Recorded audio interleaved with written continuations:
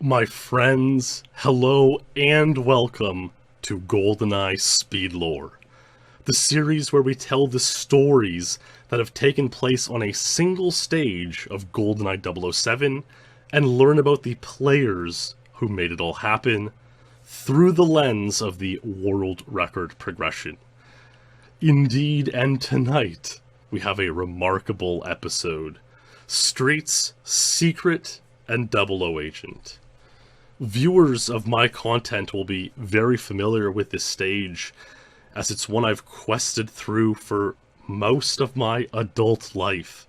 Nearly half my entire life, which is really crazy to think about. If you've ever watched my stream, chances are you've seen me playing this level. But I'm not the only one with a story to tell on this stage, as we will find out over the next couple of hours. You still have a few minutes as I introduce the level here to put on the kettle, grab your favorite blanket, and cozy up, because you're in for something tonight. That's for sure. So, let's get started by learning about the level and watching a basic playthrough of the stage. And for that, we'll check out our old pal Madman Fletcher in March 2018, only a year and a half ago. But I'll say this much: this won't be the last we'll be seeing of the Madman tonight. But let's take a look. The objectives. Objective A, contact Valentin. Objective B, pursue Ourumov and Natalia. And Objective C, minimize civilian casualties. The level is so incredibly straightforward, and you'll see it play out very simply. For Objective A, contact Valentin, you're going to have to go meet up with Valentin and talk to him for a few seconds. Like 30-ish seconds. Objective B, pursue Ourumov and Natalia. All you do is run to the end of the stage. That's it, run to the end of the stage. And Objective C, minimize civilian casualties. On levels like Facility and Silo and Caverns, where it's minimize scientist casualties, if 3 scientists pass away, you fail the mission. But on this one with civilians, up to like 12 or 15 civilians can pass away. Someone might have the exact number, but it's so high that it's irrelevant in speedrunning purposes. You have to go out of your way to fail the civilian casualties mission. You have to be trying to cause the civilians to pass away. And so yeah, it's a non-factor. And Fletcher's here, she's parking the tank. Everyone remembers there's a tank there. And yeah, so he's gonna zoom in here, defeat some guards, and we're gonna have to talk to Valentin. Now the thing is, see the timer on the bottom of the stage? If that timer reaches 0, we fail Objective B. That's the one caveat for Objective B. So, you want to talk to Valentin, and he will extend the timer. You talk to him for 30 seconds-ish, and he extends the timer up to 6 minutes. And then you have that much time left to beat the stage. So, it's not too bad. On Agent, you start with 5 minutes to beat the stage. On W, you start with, and Secret, you start with 3, and then Valentin will pump it up to 6. So, it would be interesting to play the level to try to get the worst time possible. It would be, right over 9 minutes, which would be kind of interesting, so, yeah. Let's see what we got here. Okay, so Fletcher's, kind of defeated a lot of guards. No one's interrupting him here. He's talking to Valentin. Timer's counting down. Objective A completed. So now we can leave. Now we can leave Valentin's zone. We're going to see the timer go up in a bit. Let's see. Objective A. There we go. Valentin has contacted his associates. Perfect. So now we got a 6-minute timer. And now Fletcher. Oh, there's 2 civilians. Oh, he avoids ending the civilians. And he's just going to strafe to the end. A guard there is shooting. And yeah, it's pretty crazy. Here we go. And now we're going to strafe through the mission here.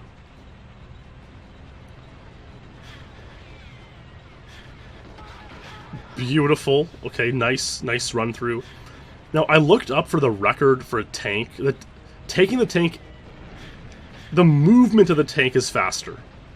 But strafing, like pulling the tank out, parking it, and then getting out,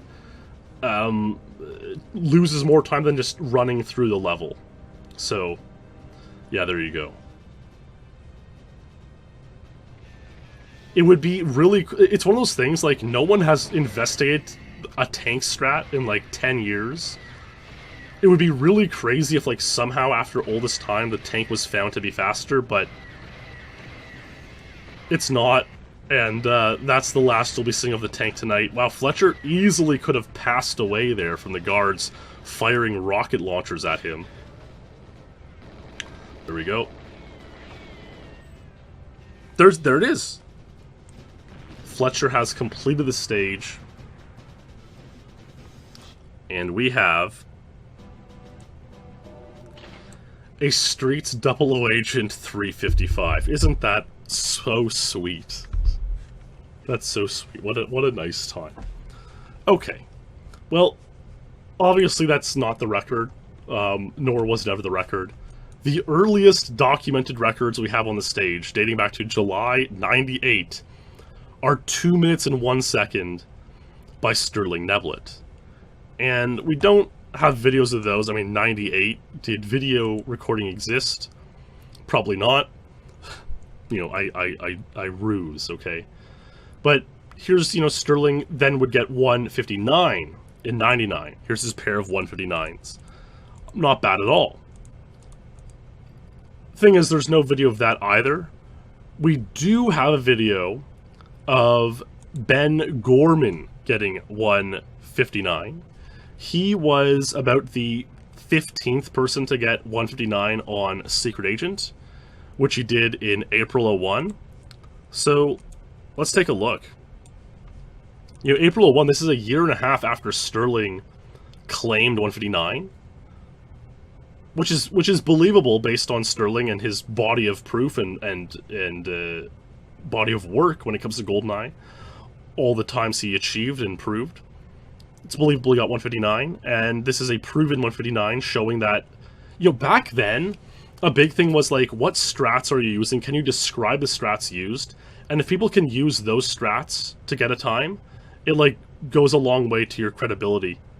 You know, if you can describe the way you got a record, and other people get the record the same way, it probably means you knew what you were talking about, and probably means you were believable. So you can see Ben Gorman basically run into the Valentin room, and then when Objective A completes, he leaves and starts strafing away. Pretty simple. And then there's the timer switches from the, you know, 3-minute countdown to the 6-minute countdown. And Paragon will continue strafing, and we can see that, you know, he's looking ahead at a 90-degree angle. He's strafing through a level, and Streets is a little bit of a labyrinthian layout. There are multiple ways for you to... multiple paths for you to take. So, the 159 path and this one, of course, are all the same path, the fastest path, and that has been sort of tested and grinded out. By this point, people know exactly what path is the fastest. Which is kind of cool. I mean, I remember coming to the game many years later, and you think, like, oh, maybe they missed something. Maybe this sneaky path is faster, and it just never is. But, like, even today, you always wonder, right? It's like, what if this path might be, like, slightly slower, but it might be able to get more boosts? You know, you always have to keep an open mind when it comes to new strategies in games. You always have to keep your eyes open. But yeah, there's Ben Gorman getting a 159, even though I only see pixels on the end screen, and I guess that's life. Let's look at the past GoldenEye world records as of May 31st, 2001, and we're gonna see, yeah, look, 17 people have 159 Secret Agent. That's a lot. And then 9 people have it on 00 Agent. And, like, 19 people... 17 people to tie? That's, like, some of the most in the game. Runway Secret Agent 24 has 17 ties. Bunker 118 has, 22. But, like, Streets, Secret Agent 159 is becoming one of the most tied levels in the entire game. So, let's see if anyone can beat it. Well, of course they can. And Wouter Jansen would be just the man for the job. And on August 3rd, 2001, he would get this run on Streets Double Agent. And in fact, he had Untied, the 159, on Secret Agent 2 months earlier. He got 158 on June 10, 2001. That's an interesting date, June 10. Strafes in here. Gets Valentin. I'm interested to see if he does anything notably different. But he will indeed untie Double Agent here. He will get 158. And let's see what he did differently from Ben Gorman and the 17 others who shared 159 with him.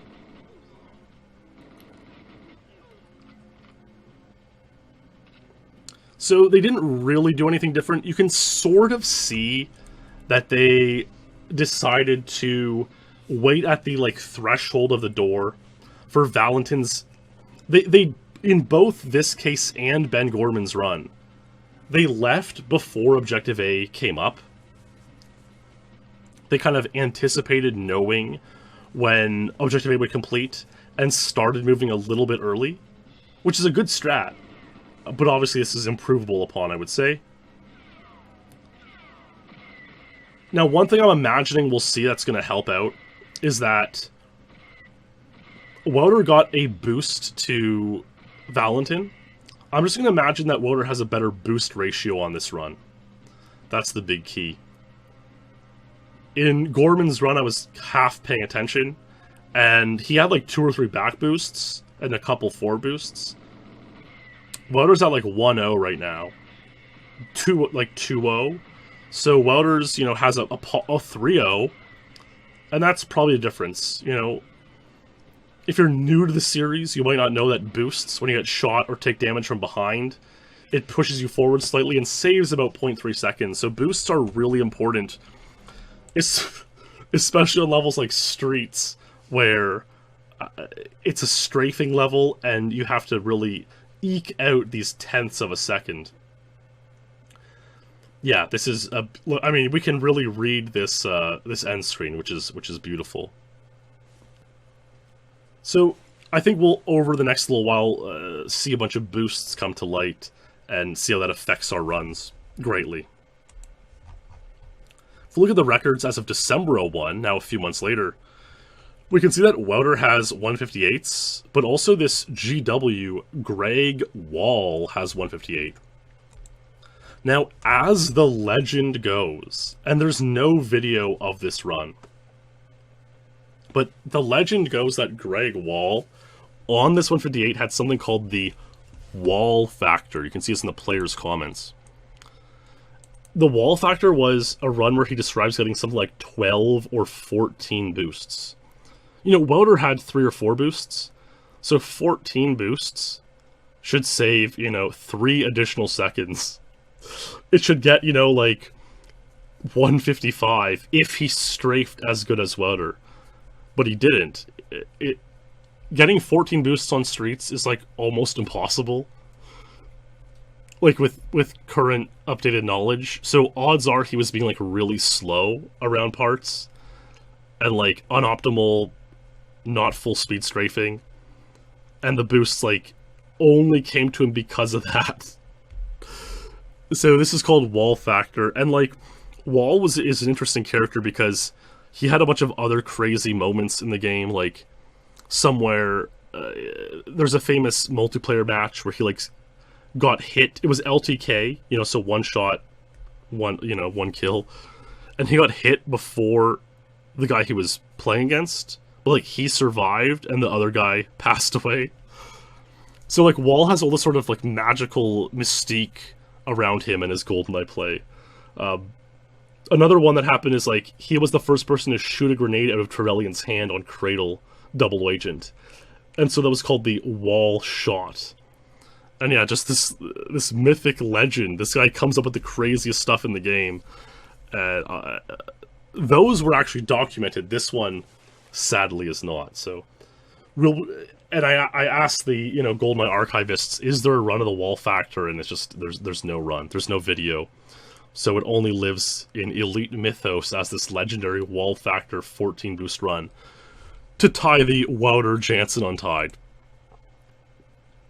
What do we have next? So we're like, almost a full year later, August 02, and we can see that people are starting to pile up 158s. People are starting to pile up here.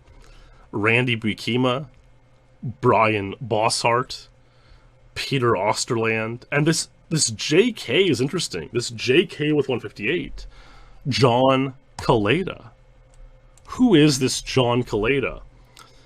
Well, we have talked about Kaleda before. In Streets Agent SpeedLore, we talked about him, and I mean, Carl did a video earlier in the year and gave a good overview of Kaleda. And Kaleda was a very interesting guy. He was about 55 years old at the time of this run, where he tied Wouter's 158.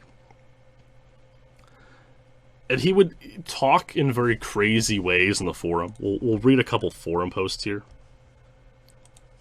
Here's this thread about John Kaleda. Has this guy been proved? If he has, great. I just find it a little weird that a guy who isn't even in the top 100 has these Streets records. And people say, yeah, I'd like to see proof. He says he has tapes. Lavery, come on down. Lavery was like a moderator who could verify the tapes. People are chatting. Look at this. He gives some strange description. Now it's up to hitting the mark at a full roll. Look down. Go fast. Mini cruise control. R-strafe without body armor. Lots of luck. Bingo. 158. I mean, Kaleda, and I mean this in a loving way, was a true boomer. He was a true boomer. We would learn he was born in 1947. He was an actual boomer. I think some of the guys said he was a Vietnam veteran. So he's like, as much of a boomer as you can get. And Clark asks, what this business of looking down? And he says, hey, about looking down, put your nose to the grindstone and haul. Been doing it ever since. Seems faster. I go around corners in wrong angles using 1.2, like I'm using 1.2. And people are just like, yeah, is it just me, or does every single one of Supernova's posts make no sense at all? That's exactly it. And people are like, what's going on here? Well, Boss, a couple weeks later, 2.5 weeks later, would find this out. Boss would go, okay. Of course, leave it up to Boss, gaming genius. I've been messing around with Streets Agent. I think if you look down for most of the mission, it saves a lot of time. I got stuck. I still got a 116. I think this is what Kaleda is doing to get us times. This could be a huge discovery. I've gotten 4 115s now. And Wouter, Wouter discounts this entirely. Wouter says, oh, I got 11 115s without that stuff, guys. I'm just replying to ask for your screen name on AIM or MSN. And I think Wouter, again, boss, what's your aim? Wouter's like a needy girlfriend in this thread. Brian, you still exist. It's really funny. But anyways, even though Wouter would discount this, it turned out that, yeah, the cryptic messages of Kaleda would indeed mean that looking down in the game is faster. The reason is, you're loading less of the future game, you're looking at the ground, less lag, less frames drop, saves about 1 second per minute. Now, right off the bat, Randy Bukima got a 114 agent, new record.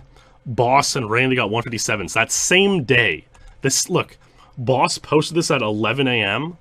That day, they both got their 157s.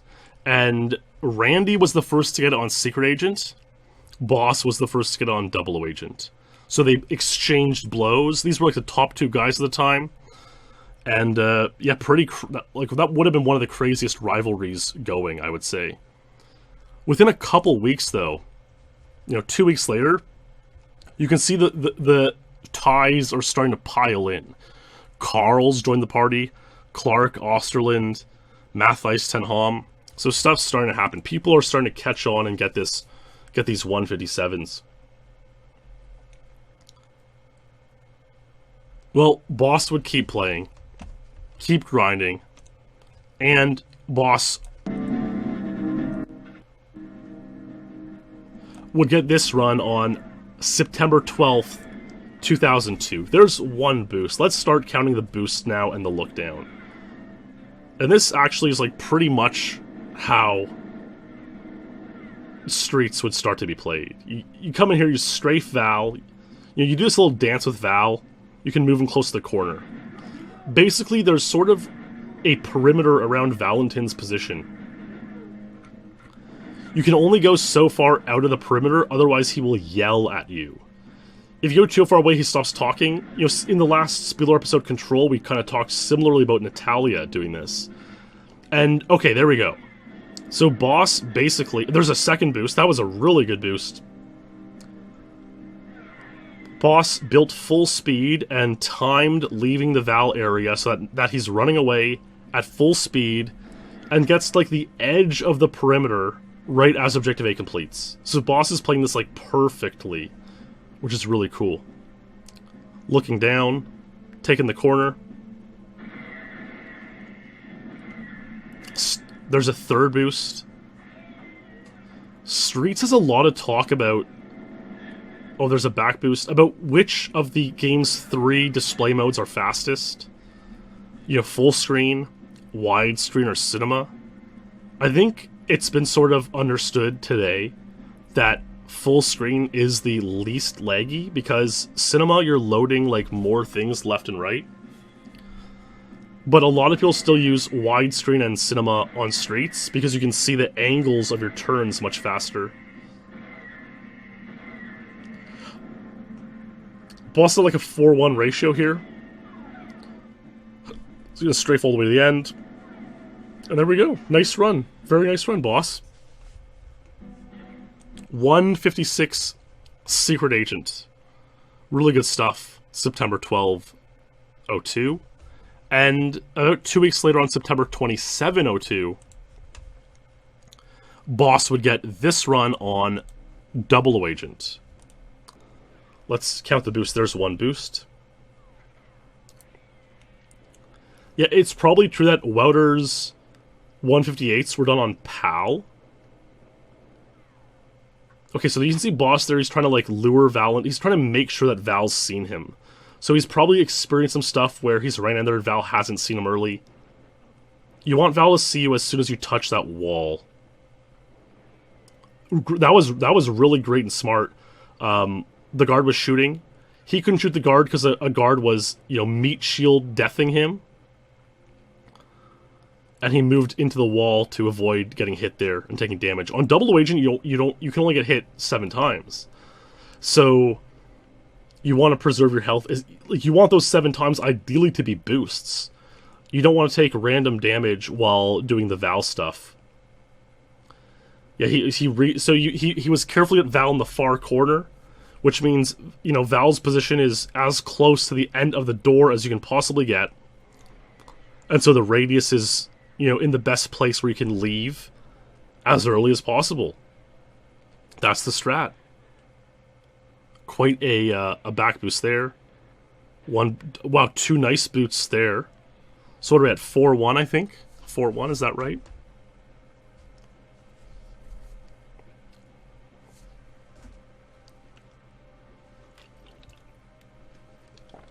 That's right. So on September 27th, 2002, Boss also got damage in 53. He got 2 Untieds in the same day, it's true. That's in our boost. Ooh, interesting run. 156. Very nice run by Boss. Now I'm going to take a look at something here and see if we can, perceive it. It might be hard based on these numbers. Like, the numbers aren't that readable, but I think we can get a good picture. So, we're going to watch when the timer switches for when Val completes his objective. 14-1, 14-0, 13-9, 13-8, 13-7, 13-6. So 13.63 is when Val contacts the associates and the time flips over. Great. Take 3 minutes and minus 213.63 and we get 46.37. Remember that number, okay? 46.37. Perfect. Now let's go to the ending and see what time he gets the end at. And remember that the time was at 6 minutes now when that timer switched. Gets a boost, and then it goes like 50 point... Let's call it 50.40. So 6 minutes minus 450.40 is going to be 109.60. 109.60. So if we add 46.37 and 109.60, we get a time of 155.97. So why wasn't this run at 155? You know, if we take the math and the timers, that's a good question. Okay, well, we can't see it on this run because the actual first couple frames are cropped out, but on this run we should be able to see it. So the first timer doesn't come up until a few frames in. Look, he's like a couple frames in already. And now the timer comes up. So the timer only comes up about 0.75 or 0.85 seconds after you enter the level. So you have to take that number of 155.97 and then add this, 0.7 or 0.8 to it. And you're going to get, 156.7, 156.8, something like that. And so that's what Boss got on this run, 156.7 or 8. So, a decent run, not a 156.99, but yeah, not a low 156, a pretty solid 156. And that's sort of the math that goes on with Street's Secret and Double Agent. How it's played, how you're gonna check out the run. So let's go through the years here now. December 31st, 02, the end of 02. Boss's 156s are untied. End of 03. Wouter has tied the 156s. End of 04. Dan Cervone has tied the 156s. End of 05. Now we got some action. Trent, Ilu, Graham Morris, Henrik, Brandon Sanford, myself. Now we've got some action going on. Now a lot of people have tied the 156s. End of 06. Even more. This guy, Mgay was his name. Mouser. Ace is there. Lovins. People are starting to accumulate these 156s, although they have now stood for 4 years. Pretty impressive. End of 07. Look at this. It's a party now. Look at all these obscure names. Leo Santos, we know him. Stephen Haley. I've never mentioned him in a SpeedLore episode before. 156 Secret Agent. There's Clemens, Randy Bukima, Glenn Stevens, Gwig Alberto, Cliff Hampton, Jimmy Bauer, Raphael Lanfredi, Patrick Nilsson. Things are starting to roll around. Things are really starting to roll around here. And take a look at this, for example, right? In 02, look at these times, right? Like Surface 1, 104, 151, 151. Archives, 17, 56, 56. If we go end of 05, there's big improvements on Surface 1, 103, 150, 150. It's over time, okay, end of 07, 149, 149 on Surface 1. Archives is now down to 54 seconds. So it's all these records have started to get improved a lot. Oh, look at Facility, man. Look. Facility at the end of 02. 48, 58, 58. At the end of 05, 47, 57, 57. At the end of 07, 45, 54, 54. So it's like all these times are getting improved, yet Streets 156, for some reason, cannot be improved. It's like, people just can't seem to get a 155. Let's watch like a random video. Let's see if Mouser has like a vid. Oh, let's try to find one of these. Cliff Hampton.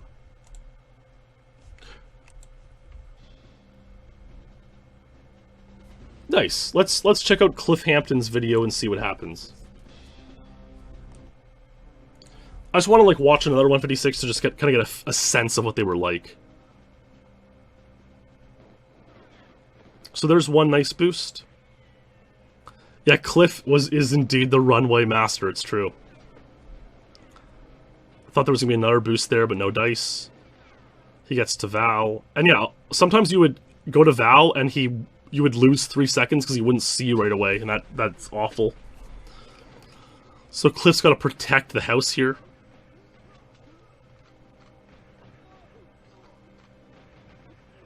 Very nice. Beautiful.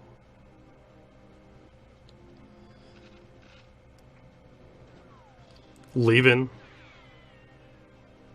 Was like oh, that was a pretty bad switch.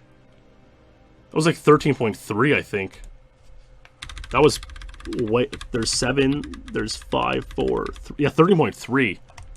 That's bad. This cutscene you add 0.75. So 13.3 is what, 46.7 plus 7.5 is 47.4. Man, he's gonna need like a 450.6 ending or higher to get 156 here. So he must get like 4 or 5 boosts is what I'm guessing, based on my knowledge and experience.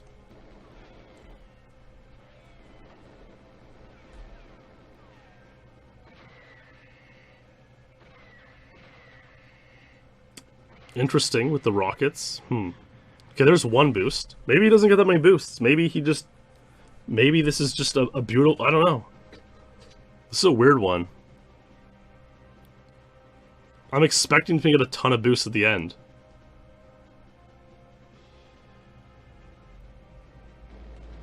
He might get one there. Whoa, okay, no backs there. So, okay, there's 1, 2, 3. There, 3, I guess 3 was enough. I guess it was like a 5-0 run. I guess that did it. 156. Pretty nice. So yeah, there's just another 156. A ton of guys had 156s over the years, as we can see here. Now, you know, the end of 07, we sort of skipped some time in this lore because 156 was the record for so long. We skipped the whole era where usually Boss has insane records and then, you know, me and Alu and maybe Cervone have come along and started to creep in on Boss's territory, and then through 07, Ace and Clemens come along and really do damage, right? We can see this on the rankings if we scroll around. But, like, we've skipped that entire part because, well, no one got 150, no one beat this time in this time period. We can see 113 on Agent, you know, me, Welder, and Boss. That's like, even though it's so long ago, it's like one of my more proud records, tying that 113. But yeah, I mean, no one could get 155. No one had the strat. I mean, look, Cliff had 5 boosts and it was still 156. Could you get 8, 9 boosts for 155? It'd be pretty hard. I didn't really... How do I put it? It was a weird time for me. You know, late 07, early 08. You know, I was just starting university. You know, it can be a tough time for a lot of young guys, for sure. I think a lot of people watching probably can relate in one way or another. and I felt like I shouldn't still be playing video games. I shouldn't still be speedrunning. Especially back then when there was so little positive to it. You couldn't be streaming it, you couldn't be making money. You were just doing it to impress yourself, really. You were doing it for your own pride, your own goals, as fruitless as they may have been. And so I would get mad at myself, and others would get mad at me that I was still playing games, but I would still play games. I would. And yeah, I mean, looking back, it's a tough time, but nowadays you can kind of look back nostalgically, I guess. But it's like, yeah, at the time I felt wrong still playing video games, but I had like no power to stop myself from doing it, I think a lot of us have been there. And I was kind of getting washed up at this point even. I really was. Ace and Clemens were passing me. I was down in like 4th or 5th place. I wasn't happy with anything in my life. I really wasn't at the time. It was bad.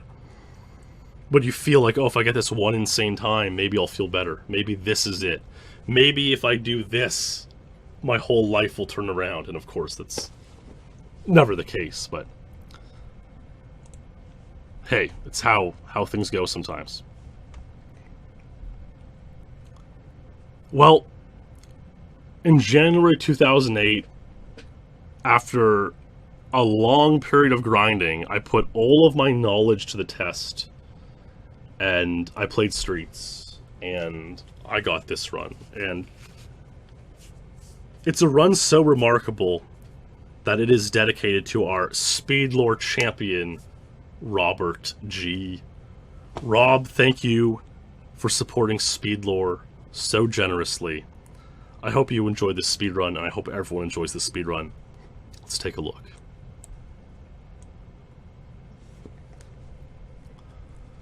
It's going to be some interesting stuff here.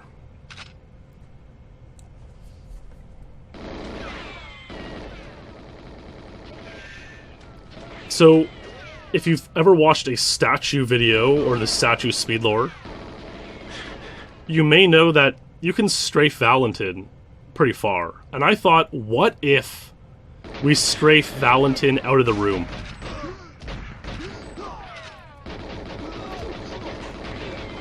This is really hard to do, as you will find out. Really hard to do. But I chose to try to do it. I kind of got stuck there. Run out. Objective A completed. And you see that was a 13.2 switch, which looks bad. But we'll see what it's all about a little bit later.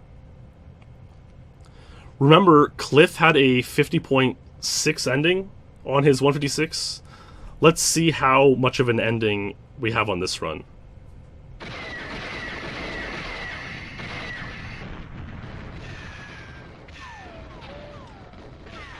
Nobody did it sooner because it's so hard. And you'll see later on how hard it is. Like, I remember discussing it with the guys back in the day. They're like, oh, like, it shouldn't be that hard. Like, yeah, of course anyone can strafe Val. Just, like, look at the guards and shoot them while strafing him. But you can't do that because you have to be looking at him and not the guards. So you have to, like, time all of the guard shots in, like, a perfect symphony. And it has to, like, it's really weird. It's like, okay, there's a boost. Another boost. A third boost. What, 51.6 ending. Streets Secret Agent 155. A full second of a faster ending than Cliff's run. But what really happened here? Let's see if we can find out. So, if you look at this run, we pass this corner at about 15.1. The switch happens 1.8 seconds later. Okay? On Cliff's run, let's see when he passes that same corner. Roughly 14.4. And the switch happens at 13.3, 1.1 seconds later. So, basically, if you strafe Val, Val's position is further out, and this switch sort of happens when you're a certain distance away from Val. Because you've strafed Val further out of the room, you can be further into the level when you leave. The switch doesn't happen until a little bit later, about 0.6, 0.7 seconds later. So it looks like I have a way worse switch, but in reality, it's like a way better switch, and I've saved time there. And you can see how much time I've saved because, like, everyone used to compare their switches. Like, oh, my timer switched at 14.5 was insane, or 14.0 was really good. But I started comparing at this point, which I call the critical point. This point is universal across runs if you watch both cutscenes, which most people do. And so that's where you want to compare runs at, not the switch, because the switch is based off Val's position and it's inconsistent. So I got 155 that way, and it was amazing. And yeah, it felt very redeeming for me, because it's like for a long time, you know, for about a year by that point, Ace and Clemens had just been beating up on me, and it felt bad. It felt, and it's, I mean, look, it was a pretty yeah, not fun time for me in my life looking back. I wasn't doing much of a lot 08, 09, and I remember I actually got this time in this very room. It's hard to believe. I was playing over here. I had a TV there, and I think my pops was in like this seat on the computer, and like, you know, he didn't really like me playing games all that much back then. Of course, who would? Different era for sure. No Twitch and stuff, and you know, he didn't understand Untied records and stuff like that. But I remember when I got it, I just dropped my controller and I gave him a big hug. And yeah, I just had like a moment, like, you know, even though you don't understand what I'm doing, this means a lot, and I'm happy that I got this time. And yeah, there you go. There aren't too many like moments of getting records I remember from back then, but yeah, that one I do. It's pretty crazy. And I mean, I didn't really PB much that year at all. I had a few times, but I'm looking at my page now, and literally, I got 5 PBs in 08, 4 PBs in 08. I got 3 Silo Double Agent records, which you would know about from the Silo Double Agent SpeedLore episode earlier this year, and I got this Streets 155. And that was it. I felt like I had to go on with other obligations and so on, which I tried to do to various degrees of success, we'll say. But yeah, the moment of not wanting to play GoldenEye anymore started to catch up to me at that point, and I was like, okay, I'm kind of done. I got this January 18, 08. I would get Silo 00125 a month later, and then I wouldn't PB again for a year and a half. So, with that in mind, you know, let's take a look at the past rankings, and let's go to, like, February 28, 08. Well, I have 155. 156 is still the record. Who's gonna get 155 if I'm not around? Right? It's like, if usually when someone gets a new record on like a level like where the Secret and Double Agent are very similar, you know, there's Cervoni gets 219s on both levels. There's Clemens gets 54 on both levels. There's Boss getting 149 on both levels. So it's like, it was up to me to get 15500, but like I said, I kind of stopped playing. So, well, who would get it? It would be none other than Perfect Ace. In April 2008, Perfect Ace would pick up the mess I'd left. He would go for 155 Double Agent, And he would get a run so remarkable, it's dedicated to our SpeedLore champion, Corey Meyer. Corey, thanks for supporting SpeedLore on Patreon. Let's watch Ace's run.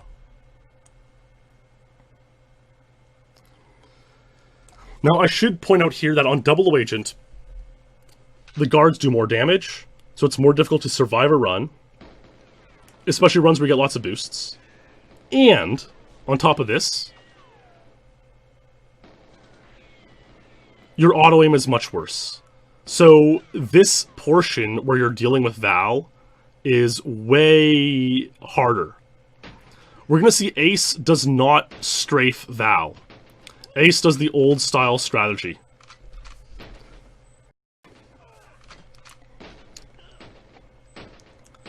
And he's going to hope to get a whole bunch of boosts. Yeah, Ace would have been 13, maybe even still 12. I think he just turned 13.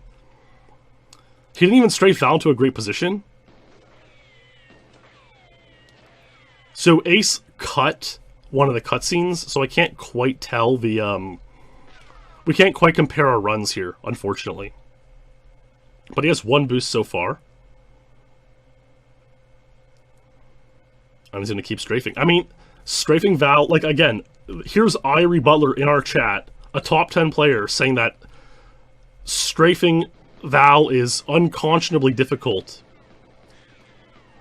There's a boost. Now, see how these guys have a rocket launchers? They can either have rocket launchers or KF7s. Whatever the guards before them have, they'll have the opposite. And in a way, you want, like, KF7 sets are less laggy, but you can get back boosts more frequently. Coming up, here's another set. These guys can also have KF7s or rockets. They have KF7s here. Ace got a boost past them. That's really lucky. Most of the time, there's another boost. Another boost. Most of the time, you're going to get a back boost if that second set is KF7 guards. But he got super lucky and had a KF7 guard boost him, like, past the sort of area where you normally get back boosted. Now, the legend of this run is that Dave Clemens, former GoldenEye champion Dave Clemens, had a dream the night of April 26th to 27. And yeah, I have done an entire fireside video on this story. But it's true, Clemens had a dream on that night. He dreamed of a Streets run where he was playing the run, apparently. But he dreamed of getting a run where it was like one boost to Valentin. And then the key points are like one boost to Val. And then towards the ending, he gets a KF7 last set. That's what he would call it. When these guys can have either KF7s or rocket launchers. He has a KF7 last set where you would normally get back boosted a bunch. But he gets boosted forward through them. And then gets a multiple boost ending and gets 155. Clemens dreamed the run that he would wake up to seeing Ace get.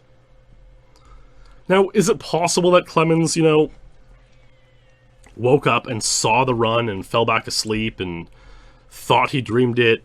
Yeah. Is it possible the whole story's made up? Yeah, sure. Is it like a false memory?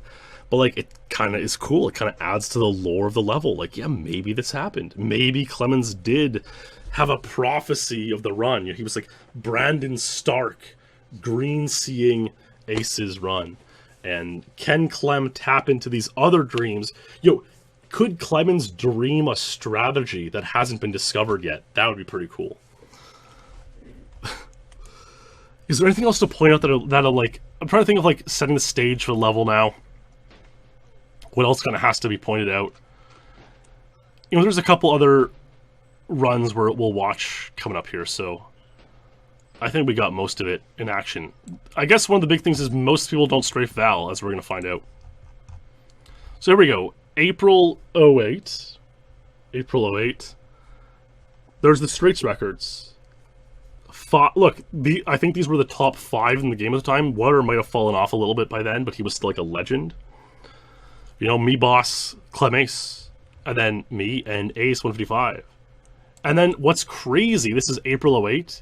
If we go to September 09, a year and a half later, same story.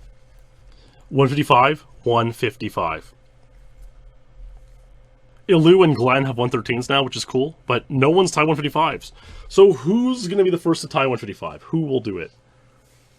You know, at this point, like I say, I was still kind of in this dark period, 08, 09, not doing much with my life at all, not even playing games, you know, really just doing nothing. And this 155 was like a source of pride for me. You know, my other Untieds had since been tied. You can see here, Silo 110 tied, Frigate 102 tied. I had Surface 250 that got beat. So 155 was like still a very big, yeah, it meant a lot to me. And I wanted it to last forever. I wanted to have the Untied forever. You know, obviously it wouldn't happen. Ace has 155 00. He's shown he could tie it. But I wasn't expecting the next person to come along. Okay. Someone who we mentioned earlier in this SpeedLore episode hadn't played the game for a couple of years at this point. I'm looking at their PR history. This person played in 02. They left for 5 years. They got 6 times in 2007. A couple records, you know, Depot 26, Archive 16, Bunker 117, Streets 156s, Runway 22. So they got like the handful of pretty common records, and then they left. And okay, maybe that was it. Maybe this is a person who played in the early 2000s, and they were like, that's enough for me. And they came back 5 years later, and they got a bunch of times. They got some of the tied records, and okay, that's enough.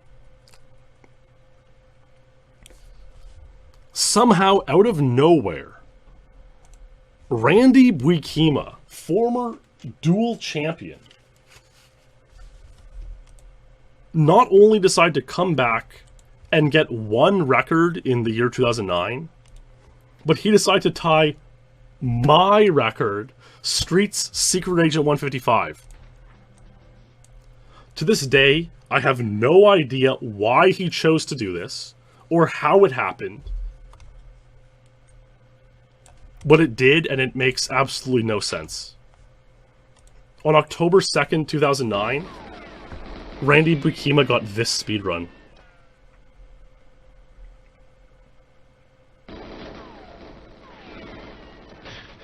Nice boost.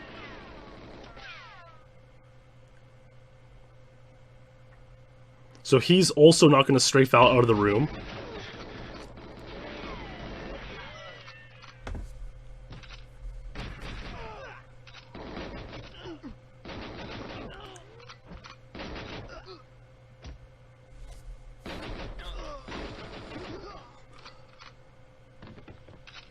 There are times to leave. It's very easy to leave early as well. So his critical point was about 15.0, about a 14 switch.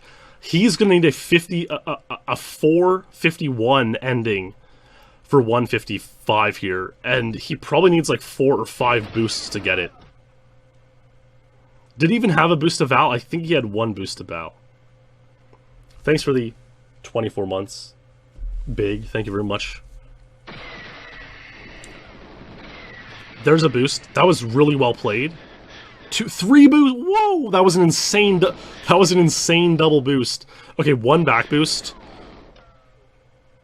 Okay, another 4 boost. We're at like what, 5-1. But like one of those boosts was chained. Maybe 3 of them were chained. So that was like insane. Yeah, that was madness. That was absolute chaos. Forward boost. That's like 6-1. The rocket last set is like leggier. 7-1. Oh, 50.98. Basically 51 ending. Streets Secret Agent 155. I have no idea why he did it, but he did. And yeah, if we look here, it's like, this is Randy's personal record history. I mean, look at this. Obviously played a lot 01, 02. Took 5 years off. Gets 5 common records in 07. Leaves again. And comes back in 09 just to screw me and my Untied record. I feel truly betrayed. Just completely stunned. But that's life, man. That's life. Alright. I guess Randy getting a 155 inspired a couple guys. One of whom was Clemens. And Clemens was like, you know what? Now that 155 Secret Agent is tied, I gotta go play Double Agent. Clemens did just that. And on December 14th, 2009, Clemens would get this run. He has some music in it. Dropkick Murphys is what the YouTube description says. So I have to play it on mute. But oh, okay, that's what happened. So the strategy that he has made use of here is 2.x strategy has now been discovered, late 09. And it's not used on very many levels yet, but we know it saves time on streets now. And so Clemens is starting the level in 2.x, gaining like 1/3 of a second off of that alone. And then since the time that you're talking to Valentin is set, you can you have plenty of time to pause, get a 1.2 control style out, and then carry on. So it looks like KF7. That looks like KF7 set there. There's a boost. There's 4 boosts. Rocket set here. Is that rockets? Yep. So 4 boosts. Yeah, so you start in 2.x, strafe to Val, alert Val. The speech is set for like roughly 20 seconds. And then you pause there, unpause, take care of business, and then you leave in 1.2 control style.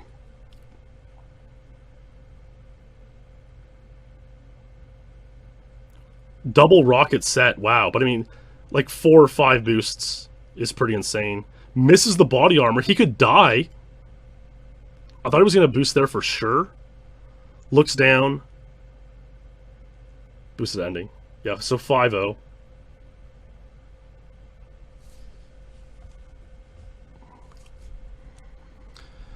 Streets 00 155. Wow, amazing, amazing run by Clemens. Okay, now, look, there are a couple videos in this lore that I could not show on YouTube. They have music in them, they have swearing, they're a bit weird. So what I've decided I'm going to do here for this lore is I'm going to make the YouTube version as I usually do. But I'm also going to make a version with these 2 videos. One is coming up now, and one's a bit later. And I'm going to, package it, edit it, put the titles on it. I'm going to upload the, uncut versions to Twitch. So I apologize, YouTube viewers, but the next video you're not going to see. But once we watch that video, we'll rewatch the run at, the plane run. The next 5 minutes will be cut out and will be exclusive to the Twitch viewers, I suppose. So if you're here live, you're in for a real treat. 2 days after Clemens got this run, I somehow decided, you know what, guys? I'm going to pick up my controller again. I'm going to go for Streets 00 155. One of the times that I kind of missed out on in the past year of just doing nothing. I had played a little bit towards the end of 09 here. I got Silo Secret Agent 109, I got Damn 53. But, yeah, I was like, let's go for Streets 00. But by this time, I had been getting passed by Henning Blom. I was down to 5th place. It was terrible. I was, you know, like, honestly, obviously, speedrunning and getting to 5th place wasn't a cause of it, but, like, I was depressed. I was not in a good place. And, it all manifested in this video, was sort of my response to all this going down. Henning had passed me. The Final Fantasy 13 trailer was just dropped. I never cared about...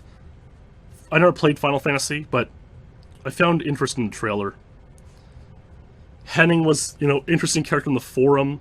He had his girlfriend come and post in the forum. Obviously, I was in a way envious of what Henning had. You know, he was a good GoldenEye player. He was getting a 4th place. He was, you know, he had a girlfriend. He had these things that I didn't have, and I felt resentful.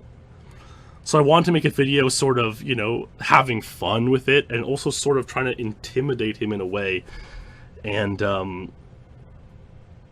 it was around Christmas time, and this is what I came up with. Let's give it a watch.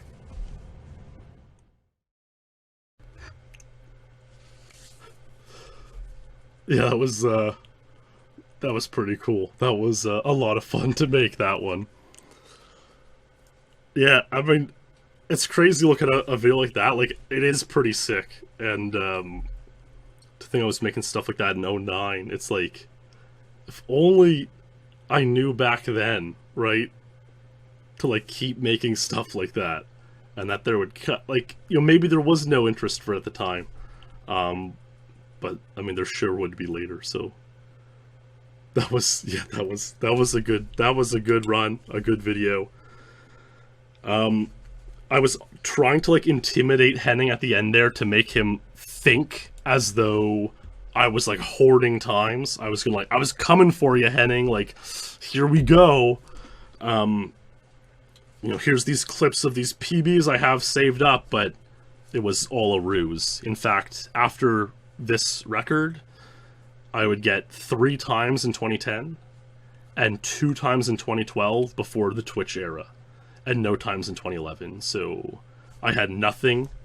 It was a complete bluff, but it was a fun record to get when I got it. So that was pretty cool. Yeah, I mean, YouTube, if you missed, the quick rundown is, it was a video where I dubbed English fake subtitles over the Final Fantasy 13 trailer, where Henning and his girlfriend are chatting over fireworks, and she's concerned that I'm going to pass him in GoldenEye, and he just says, "Oh, don't worry, we're going to celebrate me becoming the Swedish champion."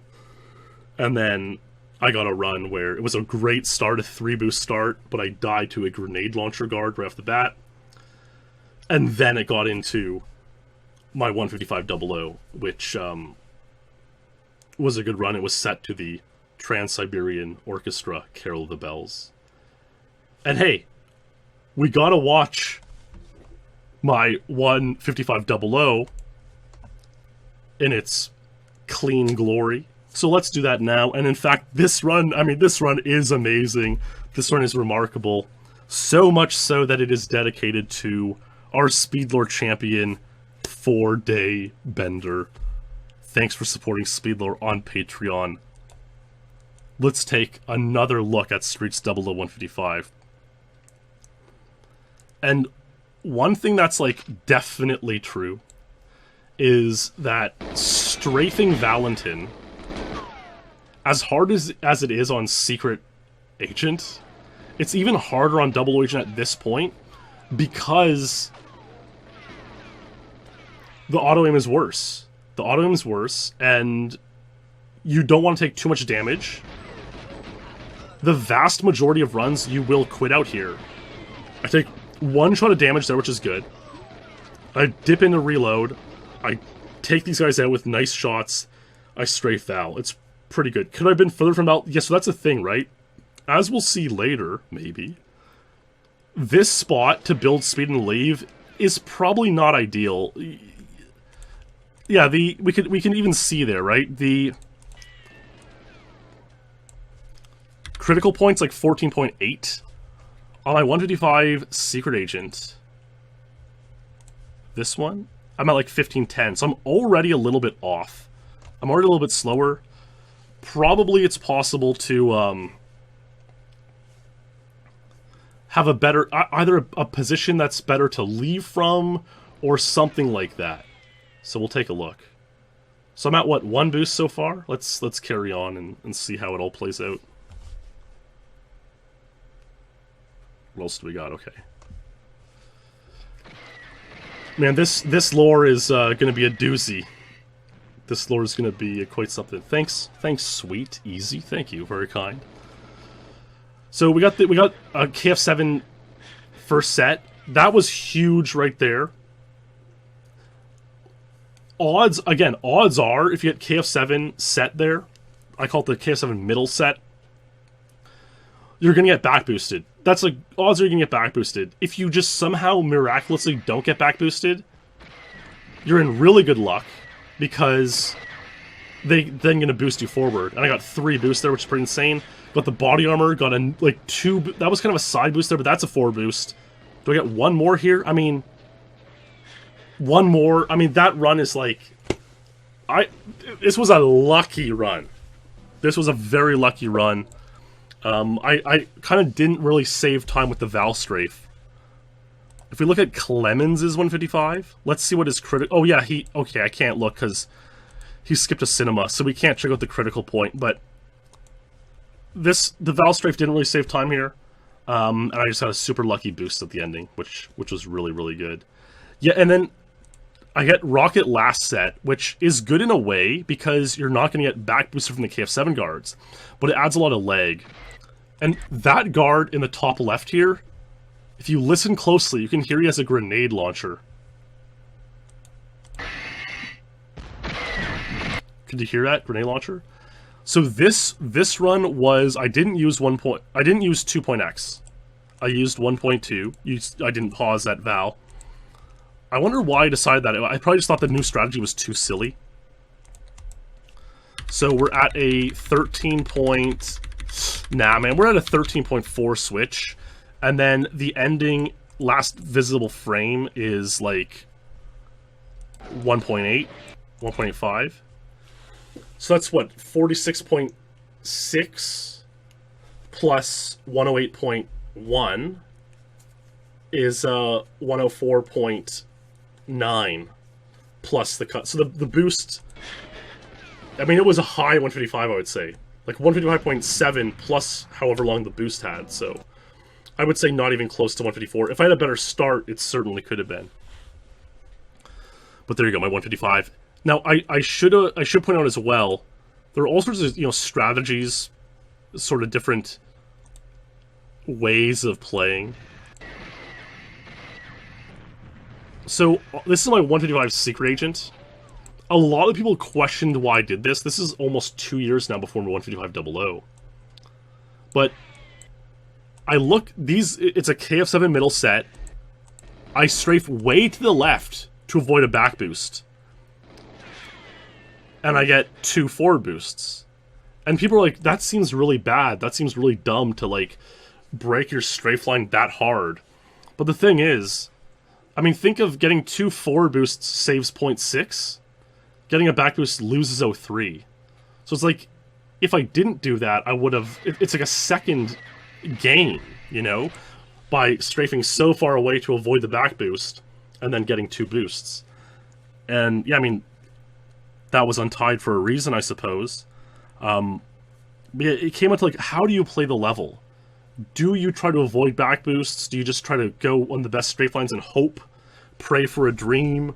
What do you do? And we would see sort of a lot of these play out over the next little while, I'll say. Something on Agent I was doing was I was getting a body armor around this corner. And I hadn't done that yet on Double O or Secret. I mean, that was so lucky. I cannot explain how lucky it is to get 3 forward boosts through that middle section. It's inexplicable. So here's the past records as of December 31st, 09. Me and Randy have 155 Secret Agent. Ace, Clemens, and I have 155 00. And we know, I've told you already that I have been pretty much completely inactive for the next 3 years. And so we can skip all the way ahead to the end of 2013.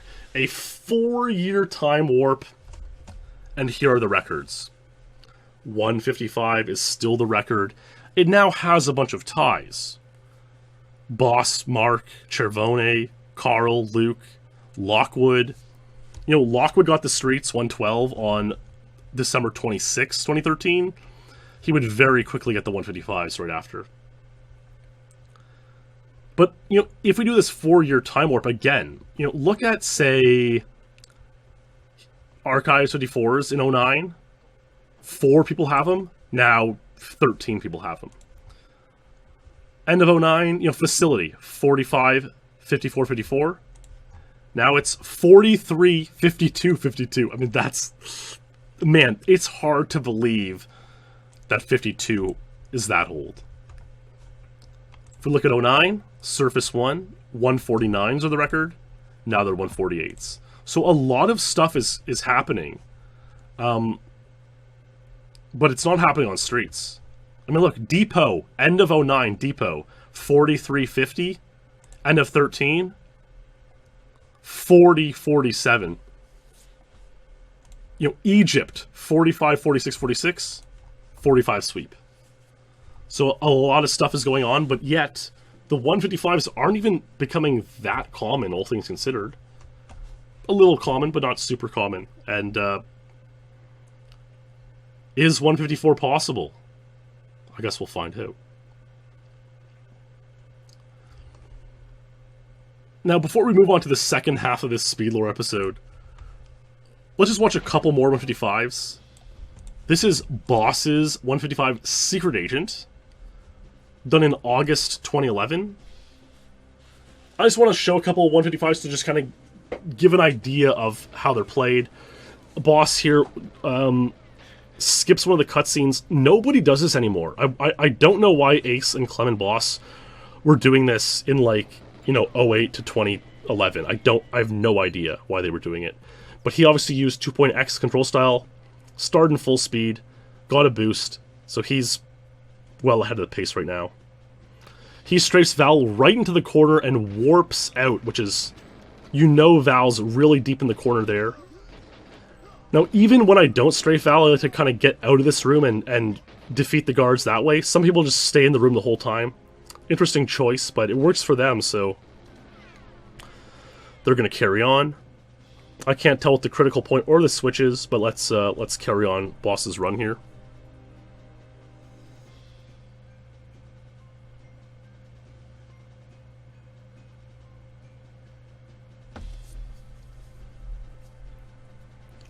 We'll see what the KF7 rocket sets are like on this run. So there's rockets. So this means the middle set, the next set will be KF7s. Let's see how Boss fares. So he's taking the middle path through the middle set. No back boost, that's super rare. Super rare. Gets 2 boosts coming away. He's now at 3-0. This is a pretty nice run. Let's see what the next set he gets is. There are a couple spawning guards. You might see one here on the left coming up. You might. No, he's not there.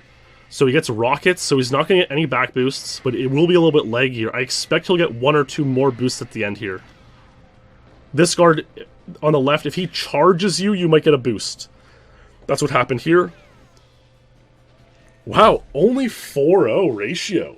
That's like not that, man, that's impressive. That's a good run from Boss. 155 secret agent. Very nice, Boss. And this guy, Takahiro Arai, actually was the 4th person to get 155 secret agent. He did so in July 2010. He was a former Perfect Dark champion, and this is one of his only GoldenEye records. He ended up deleting a lot of his videos, you know, in one of those gamer rage moments. A lot of people, like I described earlier, you get sick of speedrunning, you want to delete everything you've ever done. And some people take it the full distance, and they really do it. And he did. But this video was saved, thankfully. So, Taka pauses from 2.x to 1.x. He's going to This run is interesting for at least one reason.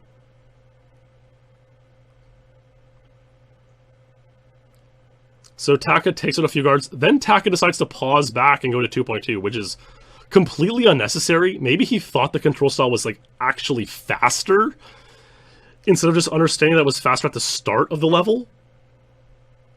That's like a 15.3. That's a good... Man, that was pretty good. 15.3 critical point or so. Might be the best we've seen tonight. And like a 14.4 switch. 14.38. So he'll need like a 450.6 ending for 155.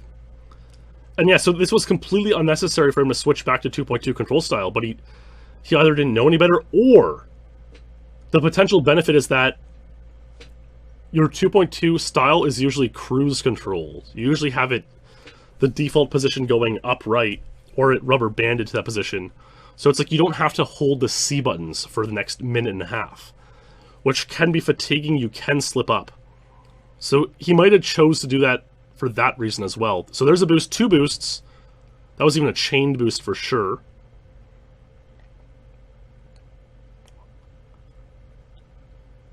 And yeah, this Taka run it's a pretty classic one for that strange decision to go in 2.x scroll style. There was a spawning guard on the left, so that guard, we would later sort of learn that you can kind of lure him out in such a way that he could possibly boost you there, which is pretty useful. We may see that come into play a little bit later on. There's a boost, 50.46 ending. So this was probably like a 155.99 is what we'll say. That totally could have been it, Dr. Light, for sure. So yeah, there's a couple 155s that we've seen over the time, but like I say, this is it, man. Not getting any better than this amount of 155s. And that's where we stand on January 1st, 2014. So there we are, and in early 2014 now. And despite all these other records falling, 155s have stood strong since early 08. Hard to believe. That's now 6 solid years. All these other records have fallen or become increasingly more tied, and 155s are really showing their strength.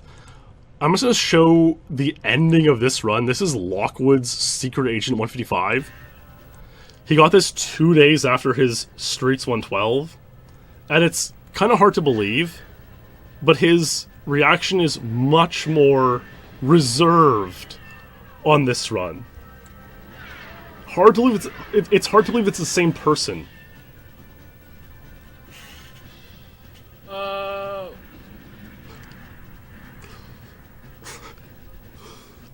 Oh no, probably not. Oh! Got it!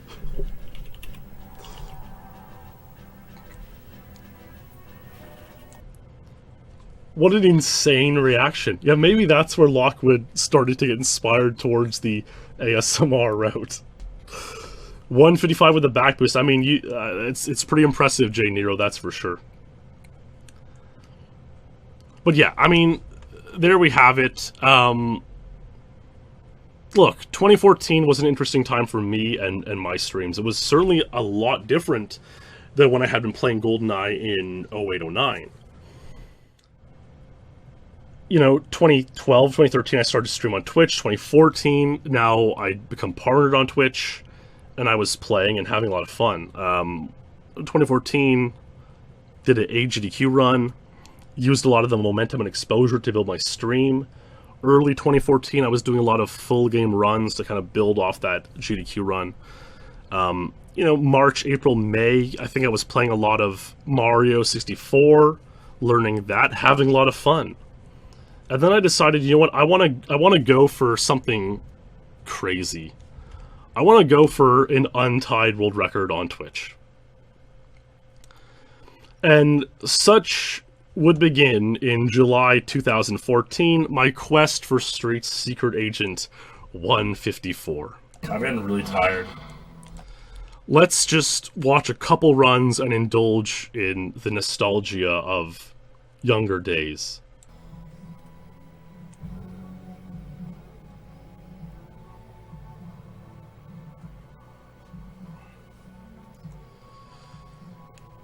I was trying to figure out what song I was listening to, but now I recognize that it's definitely Lana Del Rey. This run is labeled 155, number 67, 2-2 boost ratio.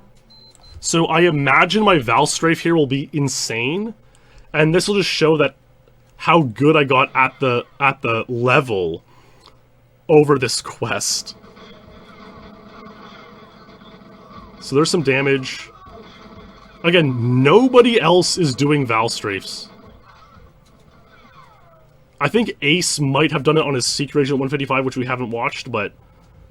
I mean, oh my god, look at this strafe. Oh my god.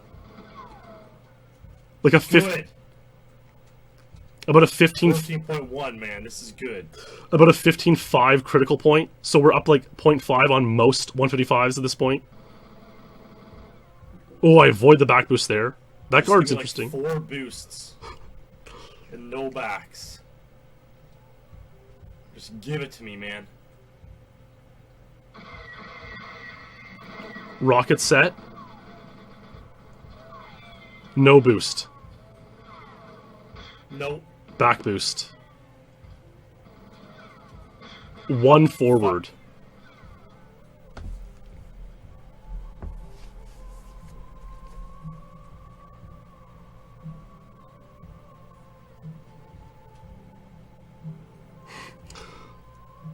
That's cool, Tensor. No guard there. KF7 set. Back. Oh, back boost.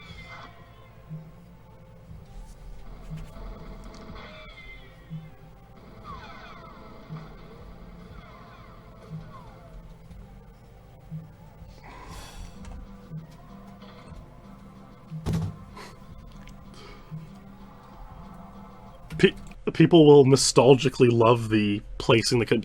This microphone I used to have on a cardboard box I was using as a side table. And I would place the controller down on the box and they would make that sound, and people loved that. I think this is even like a mid 155, as crazy as it sounds.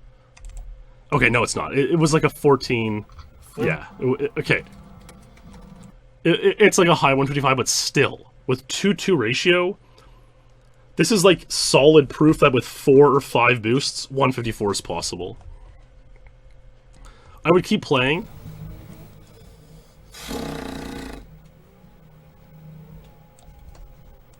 This was 15 hours later, a few nights later. Man, I remember... Okay, I just have a lot of memories with this time.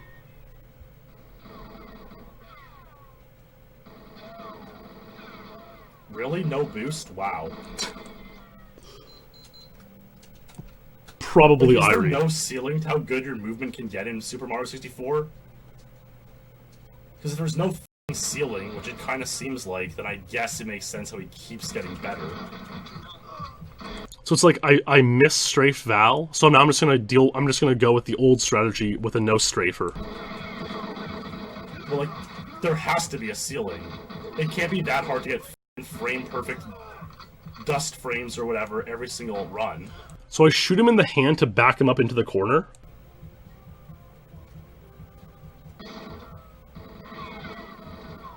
What? What was that switch? I've never seen the switch that early. Dude, what the f***? What? I've never seen the switch before rounding that corner. I think to this day this has never been explained. Dust frames or whatever every single run. I predicted the switch. I mean, look where it switches. What? What was that switch? Like, intuitively, you want to say it has something to do with shooting his hand, but that's not necessarily it, because I've shot his hand a lot. on those runs, and that hasn't happened. So, yeah, I don't know. Here's one from you can now we're at 80 hours. It's amazing if he's behind you and gives you forward boosts, but it's terrible if he's in front of you and gives you back boosts.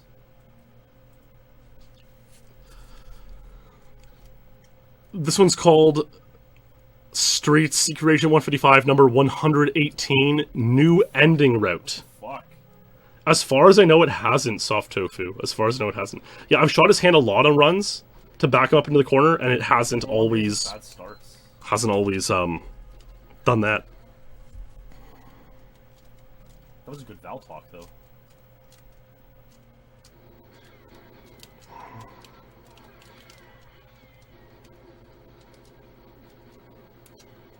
That headshot was so insane. Come on. Ruined by bad strafing. It's like the more insane headshots you get, the more time you have to strafe Val. Oh, that boost leaving Val's insane. 15-4 critical point. Another 13.9. Don't love it, but...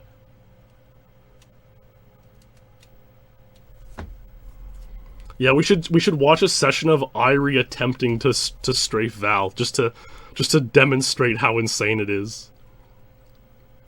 Dude, what an insane stream! Like, I mean, it really is giving me like happy nostalgia vibes. You know, like what a time.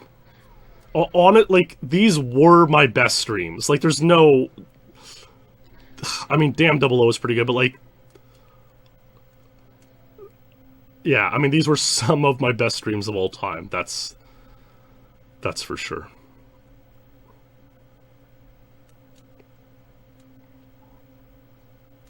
I like how my cam's glitching out. It was like a Microsoft Life cam at that point. Ooh, oh, that was a weird event. That was a... Oh, I mean, this is so risky what I'm doing. But this is the new ending route. So I go to the middle here, on the other side of the Jeep, and get a boost.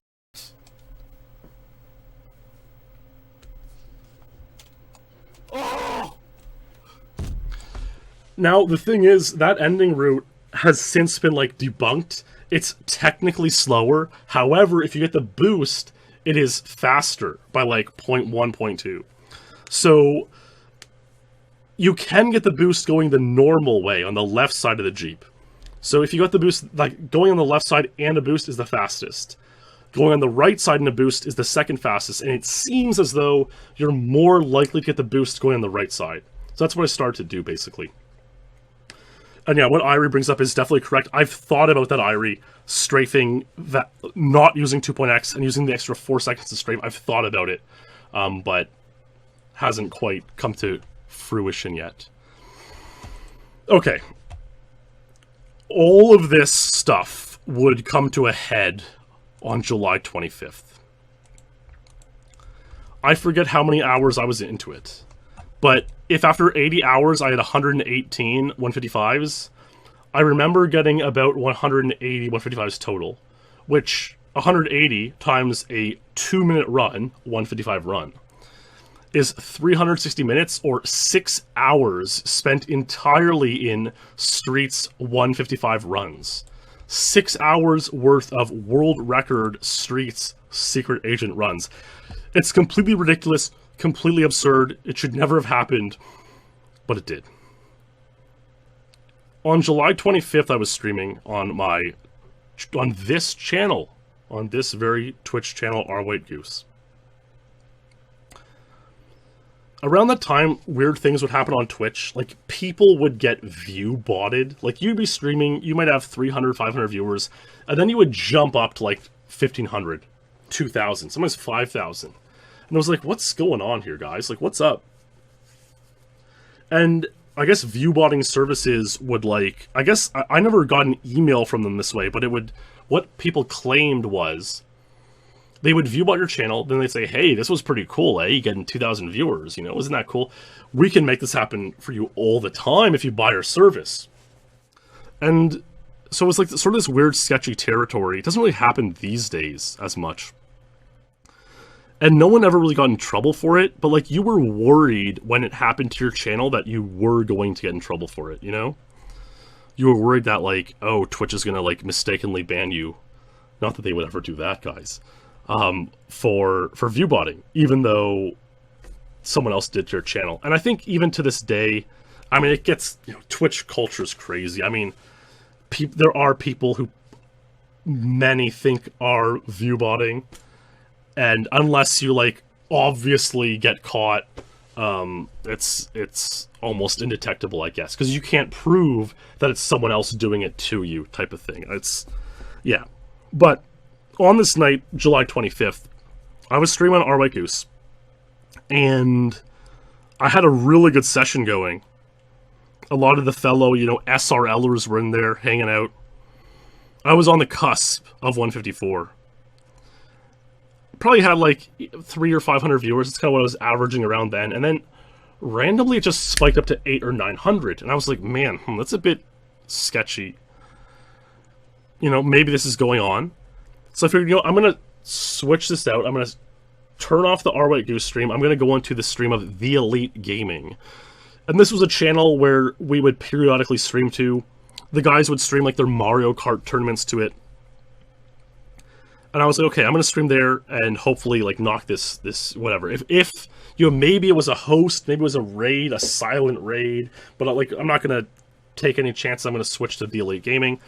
So I did it. I typed in my White Goose chat, okay, guys, I'm switched. I'm going to The Elite Gaming now. Watch me there. 10 or 12 minutes after having switched to The Elite Gaming stream, I got this speedrun. This speedrun is really remarkable. It really is. And it's so remarkable, it can be dedicated to the one and only Mr. Moxie. Thank you for supporting SpeedLore on Patreon, our SpeedLore champion. You've supported me for a very long time, through thick and thin, and I appreciate it, Moxie. And as a result, this run is dedicated to you. Let's take a look. I never liked the reaction that I had in this run. And so I never uploaded it to YouTube. And I haven't watched it or shown it in a very long time.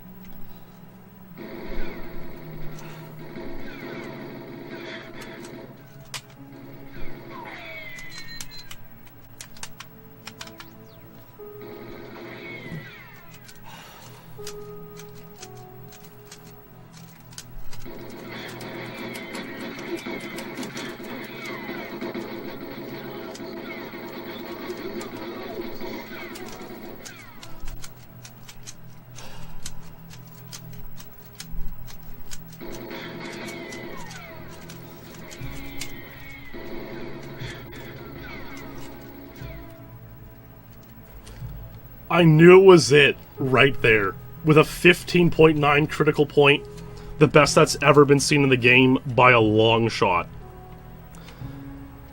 I kind of had a mistake with Val, so I kind of, you know, just had to feel the leave.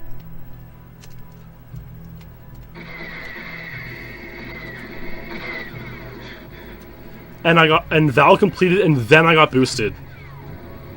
There was another boost, no back boosts, KF7 middle set, another boost. I basically knew at the 15.9 critical point that if I had a positive ratio, it was it. It was over. And I've had 2-0 boosts here, and I know this is the run. I absolutely knew, like, as long as nothing goes catastrophically wrong at the end, this is it. This is 154. I get rocket sets, I know I'm so far ahead, I know I can even play it safe. I kind of go a bit wide. I just need an ending. I take the middle route. I get a boost. Come on! Come on! Yeah! Yeah! Yeah! Yeah! Yeah! I did it! Oh! I did it! Oh!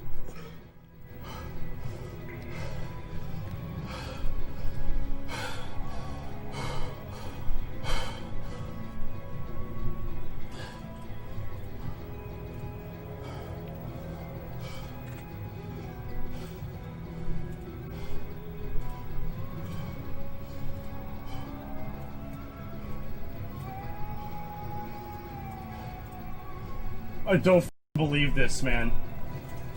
I don't f***ing believe this. I don't f***ing believe this. I don't f***ing believe this sh**. I f***ing knew it. I f***ing totally knew it, man. Oh my god. Oh my f***ing god. Yes. Yes. Holy sh**.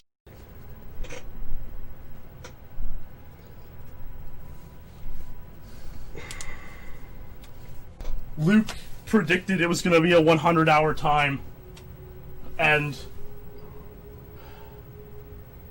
it was.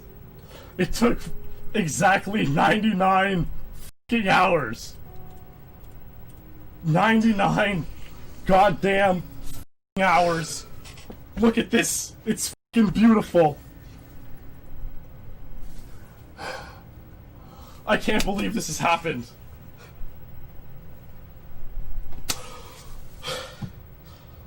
Oh my god, I have another f***ing Untied, dude. Oh. After 5 f***ing years, I finally got another Untied. I finally did it. I finally did it. Oh my god, it's so pretty, man. Look at this shit. 154.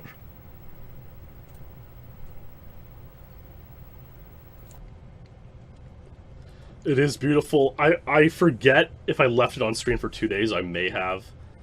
When you get an insane time in GoldenEye, sometimes you leave the end screen on for like several days. I may have done that. The reaction video goes, 12 minutes. It'll be in the YouTube description. You guys can watch it if you want. I haven't watched the whole thing. I don't know what's on there. But that's the rush. Like, that's what you work for. That's what you grind for, that moment. And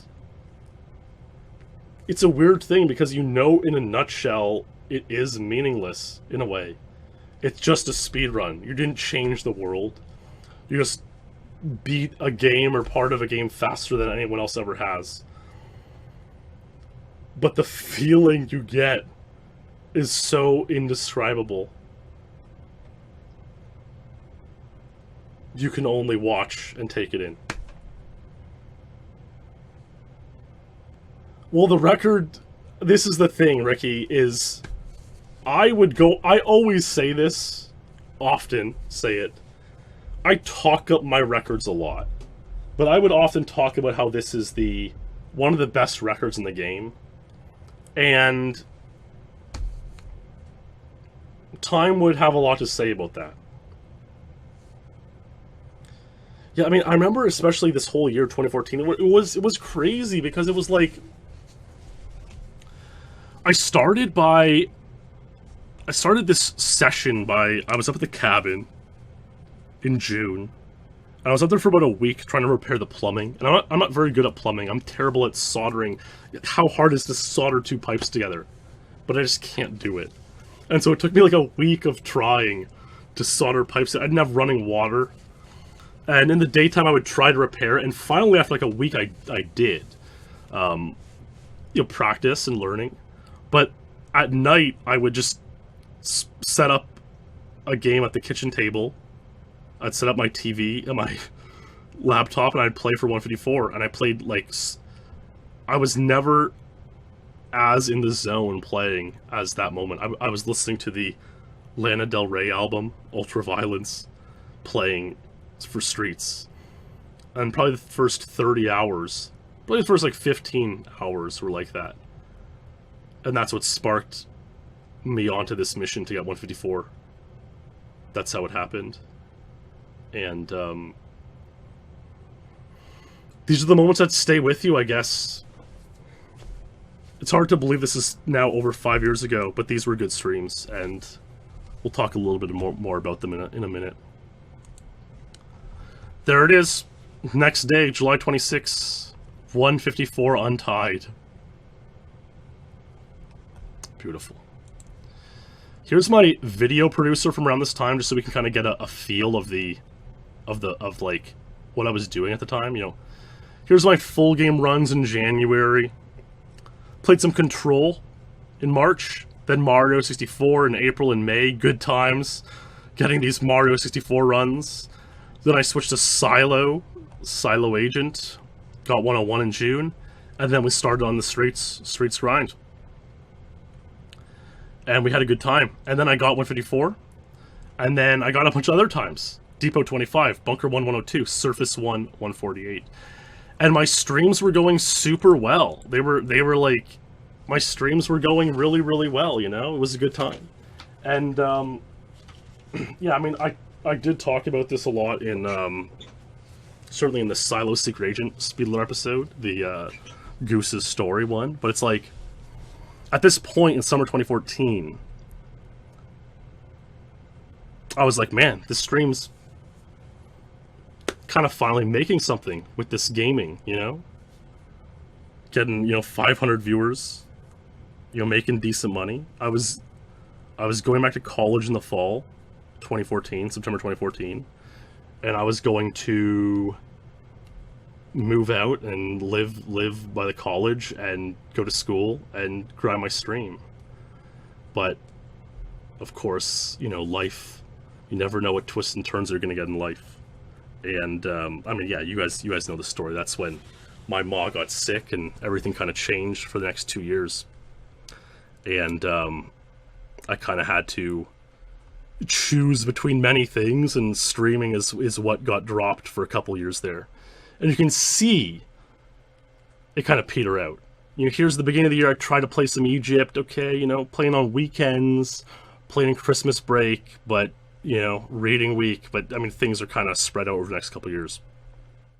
And so GoldenEye certainly took a backseat in 2014, 2015, 2016. And so, by the time we got to the beginning of 2016, you know, 154 was still untied, which is pretty remarkable. And 155 now is racking up the ties. We're up to 24 ties. Pretty insane. 154, I mean, this is also a time when a lot of new talent is coming along. Look at these guys, you know, Wotus is, Luke is making the run at the championship. Ogran is playing. You know, lots of new guys. Callie's in the action. So a lot of new players are coming about, and still they can't get 154, you know, still it's no dice. But, well, I was going to say nothing lasts forever, but it almost seems like some things do sometimes. But it's time to introduce a new character to the story. This is Ogran. Ogran is a Welsh gentleman. This is a 30-second clip. It's one of the only ones I could find with face cam on him. 16 is just to get to the end.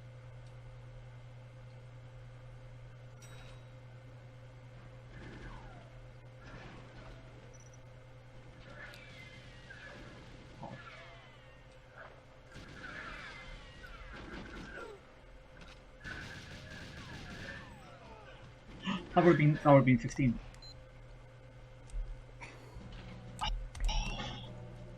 That was 15.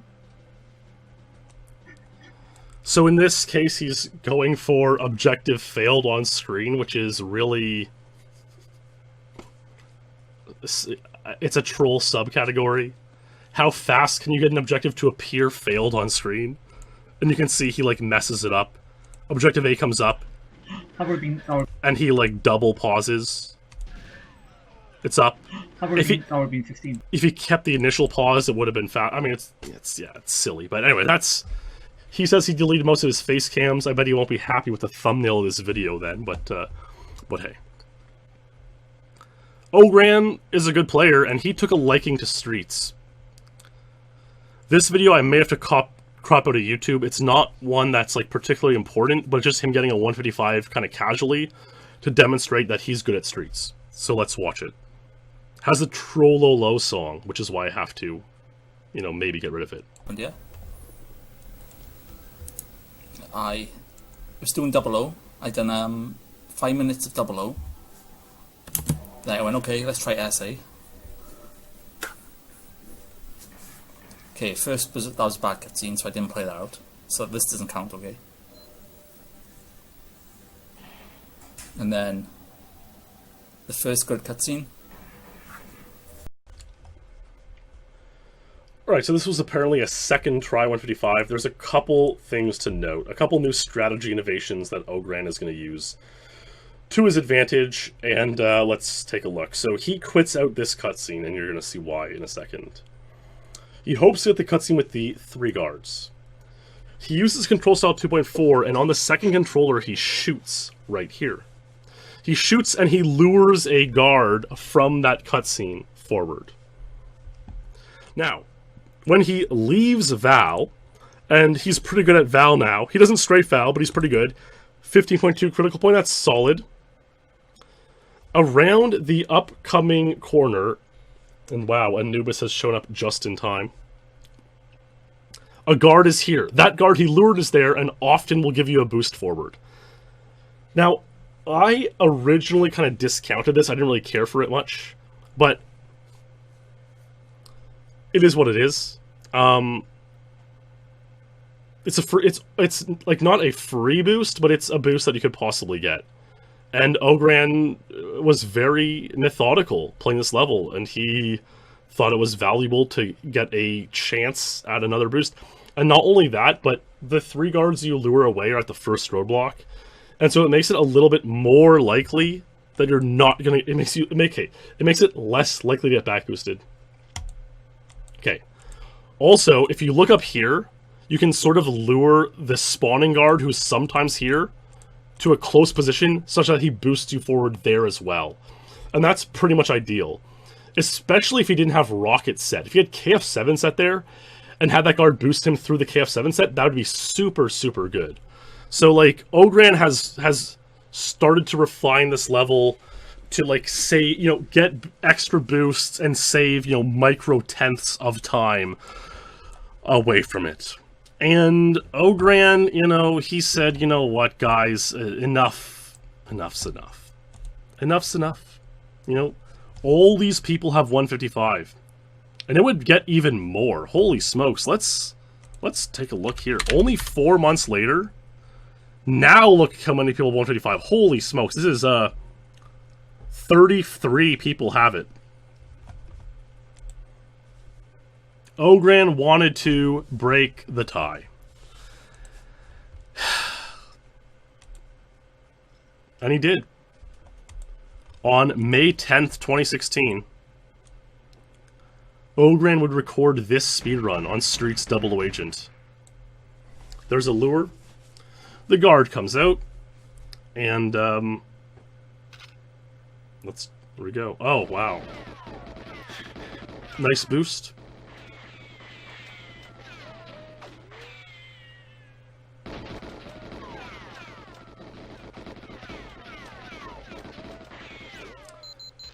We have 9 more runs to show, just so you guys... Just to keep you guys updated on the time of this episode. I know there's many loyal viewers in here. Staying up late.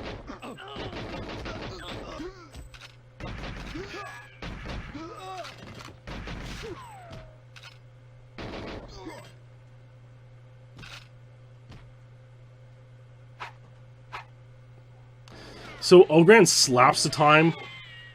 It's like a 15.5.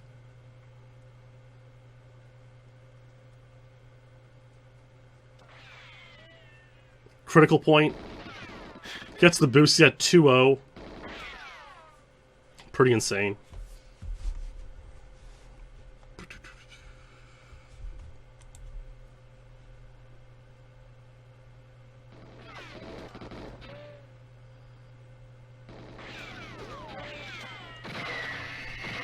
So he gets a,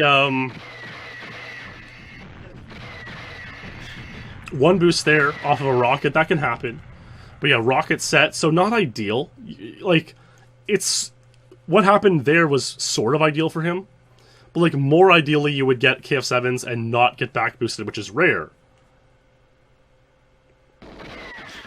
Very nice lure there. Wow, double rocket set. Pretty insane. He shoots there, which sort of helps lure that guard to come charge and boost you. So that's 5 boosts now. And 6 boosts. Wow. 6 boosts. And it is, my friends, it is Streets 00 Agent 154 by Ogran Aaron Morgan. An untied world record and a truly remarkable speedrun. And I'm not even sure people would understand just how truly remarkable it is. And there you go. Ogran was saying that he wanted Streets 111, but Carl got it first, and then so he shifted his attention to 154. And well, 6 days later, Ogran would follow this up on Secret Agent. Let's take a look at this run. What happens in March 2020, Ogran? Does it become top 10 LSU? So there's one boost.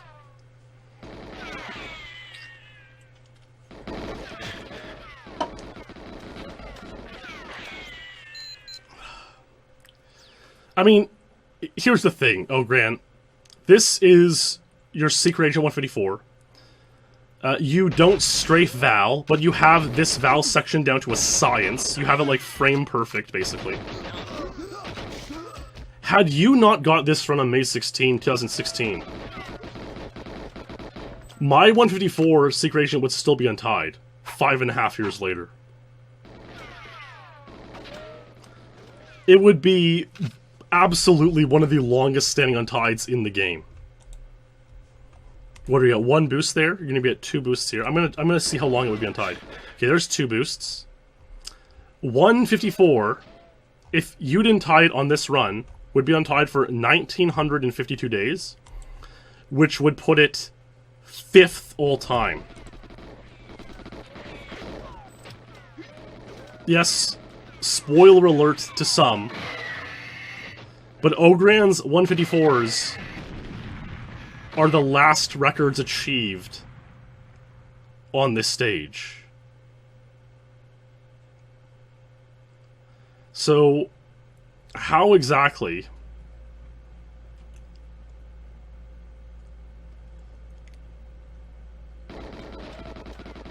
do we have 9 more runs to show? That's nice boosts, lots of boosts here. Like, basically, we're gonna take a look at Ogran's comments on his times page on these 154s.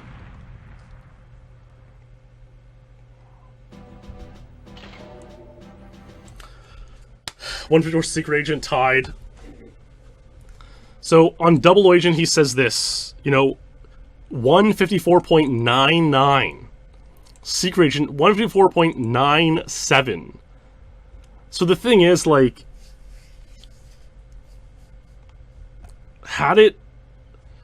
Ogran had to, like, take this level down to an extreme science, get 6-0 boost ratios, and invent a strategy to get more boosts. And he still only got 154 by 1 frame. And I'm going to show you this today, because, you know, the next bit is sort of kind of more a fun rivalry.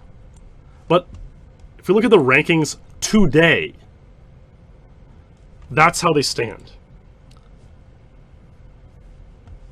those are the only 154s ever set. So, like, yeah, if he didn't tie 154, like, sure, other people may have gone for it, but I sincerely doubt they would have got it. Given that in 5.5 years since my first 154, only one person has tied it, and they've done so by 1 frame into 154. I truly believe 154 has proven itself over time to be one of the strongest records in the game. And I think many would or should agree. And I mean, yeah, here's Ogran's page. You know, he says he's retired now. Those are his records. He has the Streets records and a couple of the common Runway and Surface 1 stuff. You know, usually I'd be sort of resentful when someone ties my times, but at the time I was just so out of it in terms of GoldenEye. I wasn't paying attention that I almost didn't notice at the time. And it would be a few more months until I got back into the game until I started kind of paying attention again. So yeah, I mean, it's definitely a tier 1 record. So I'm going to take another quick break, but I'm going to watch... Ogran kindly made a Streets 154 knowledge dump and commentary video. It's about 5 minutes long, so I'll let that play. I'll come back before it's finished, and we'll carry on with the lore from here. Okay, here's some knowledge dump, yeah? You all ready for knowledge dump? Okay. Do the guard lure. I didn't get the free boost lure, but that's fine. Or the free guard. Here we go. Pretty shit turn. Perfect boost. Like, that boost is faster than normal. Okay, when I play the game, this is a lot different. Like, here, I usually want to be... This is usually about 54.1. So I think I lost time. Although that might be because my vision gets blurred. Yeah. Okay, at this corner, you want to be passing this corner about 50. So that's like, this is average. Usually I'd have 50 on a boostless run, which this run is just absurd. I think I had really low lag at the start. Run against the wall slightly, aim for like the white blotch, and just run a tiny bit forward. Okay, what valve speed?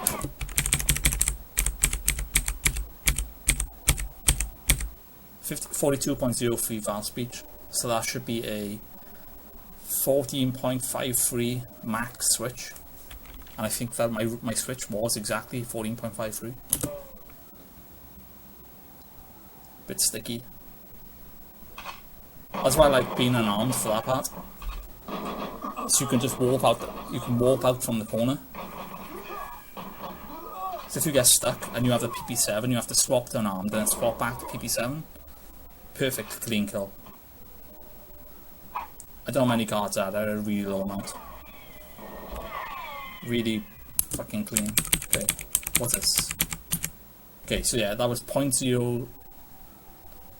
Yeah, 0.02 slower than the max. So I lost. That was a perfect leave. Close to perfection. Look up at 58 point video. What'd I do?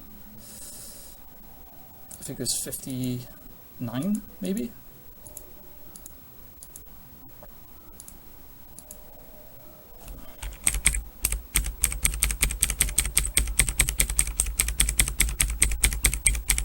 Okay, yeah, I start looking up about 58.8. That's why the guard was in a pretty bad spot. I think I almost hit him. Yeah. Good boost. My line's a bit wonky, but it's really hard to control that boost. Sometimes it'll push you into the wall. Good line. They started firing late, so it was no lag. This line is shit.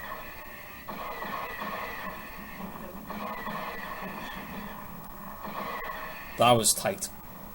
It's really hard to do that corner when it's explosions because it's just so much lag. You have to really slowly press your stick. Good look up. Oh, there. Okay. That corner. Oh, just in case anyone wants to know. Fuck, I forgot about this. I should be commentating corners. Okay, for this corner. So about here, I was at about a 16.5. So around by here, it was a 50.5 paced run. 50.5 ending with no boosts. Oh no, yeah, 50.4, 50.4-ish. And I have 3 boosts after that, so I think it added up almost perfectly.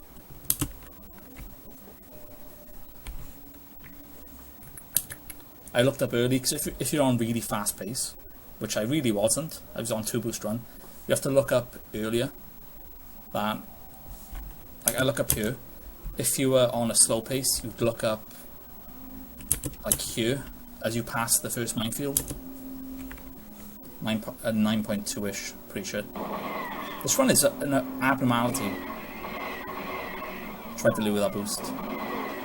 Some outside on a motorbike. The god boost. And 51.38. Oh, 51.33, I think. Or 36. No, 38, yeah. Okay. It was cookie cutter. It was all cookie cutter. Golf car. Twat. Yeah, I have most of the corners to feed. Oh, hey Luge. Thank you. Oh, well.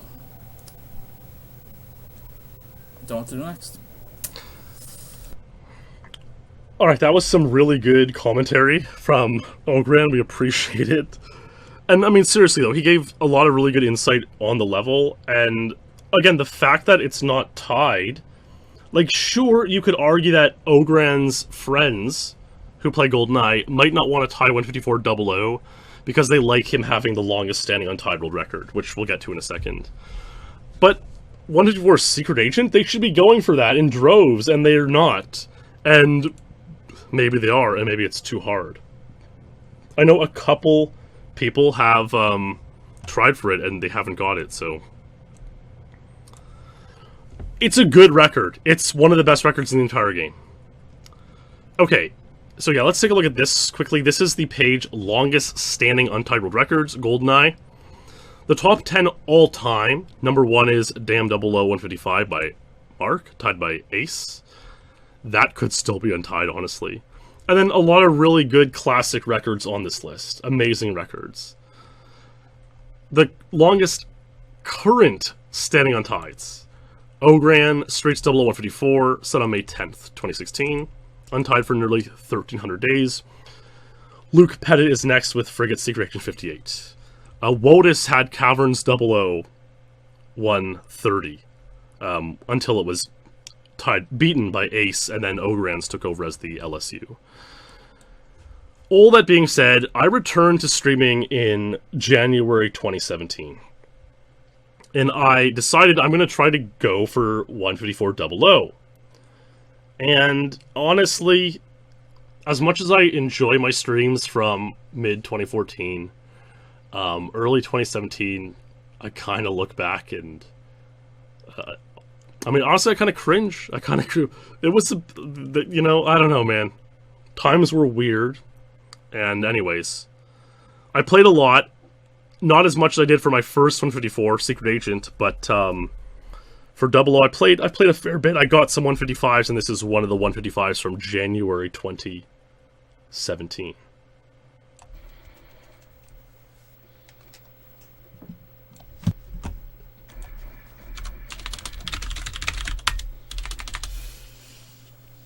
Yeah. Good middle name, simp. I mean, these were good times in the community. There was a lot of, like a lot of people were playing GoldenEye. It was a lot of crazy stuff going on. Like, Terry, you can probably see now why GoldenEye is so, like, why, like, you're turning into a GoldenEye runner, you realize. Like, everyone's like, oh, the GoldenEye runners are so insane and excited and passionate. And it's like, it's just the nature of the game. Like, when you get a PB, it's just f***ing crazy. Look at this strafing, dude. Strafing on Double O is insanely hard.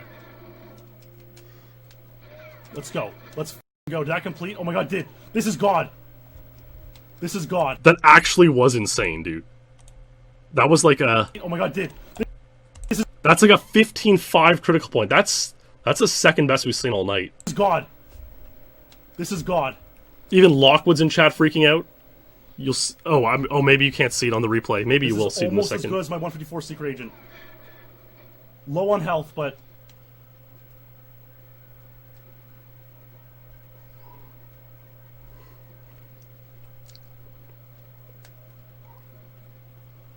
Oh, fuck. Yeah, there you go.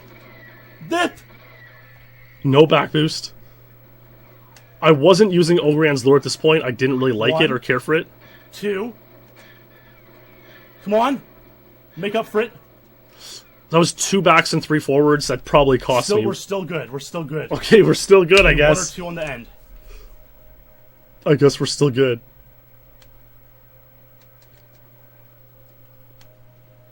There's no... Oh, he had to boost me. Oh, he did. The rocket last set made it so laggy. That's the problem. Come on! Yeah. Ugh.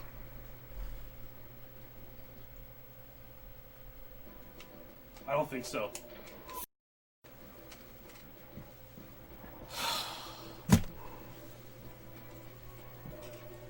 I was trying to do the math and it just wasn't adding up.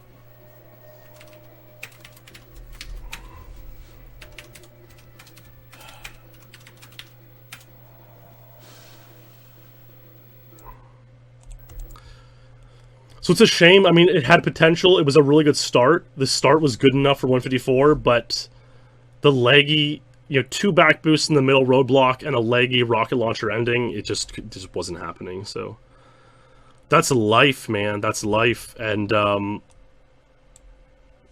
as a result, Grant's 154 is the longest standing Untied.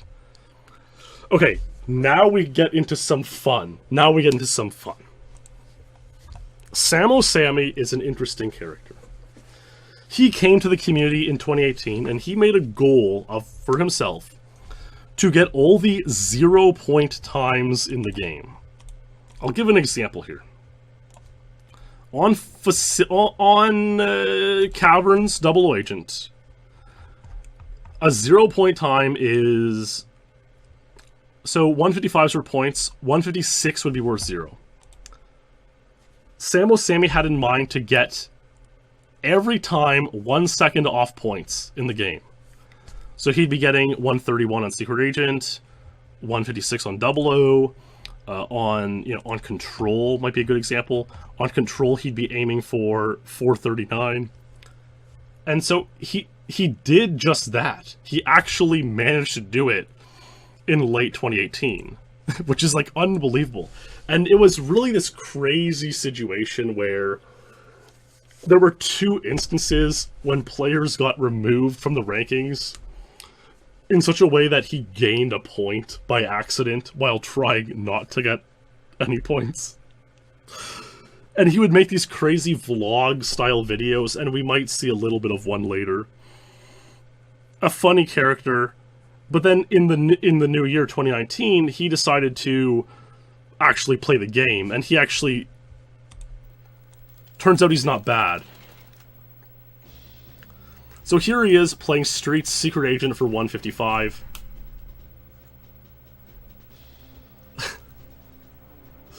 I mean, if you find me the best Samo one, like a short, good one, I'll play it just to kind of give more character building around him. I do play one later on that you might be expecting, so... 2 boost start.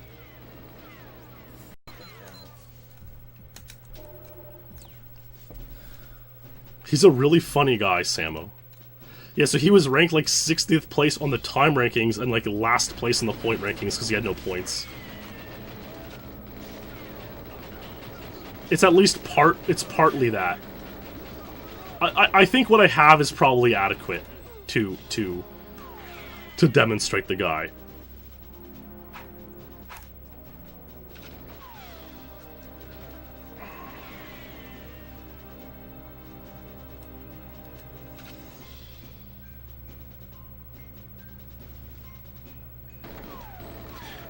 Three boosts? As if he has his top 3 runs all scribed down there. His best switch is 14.5. Not bad for not strafing Val. Okay, so KF7 middle set. He's at 3-0. Doesn't go for the body armor. 1 back boost. That's not bad. A forward. Another one, 5-1 ratio. 5-1 ratio.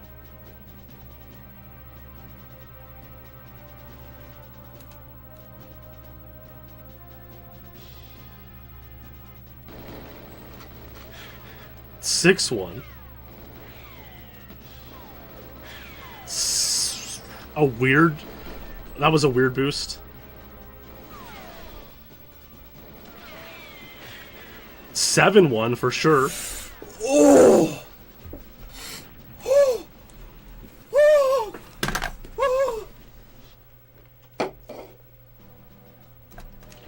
Yes! Yes!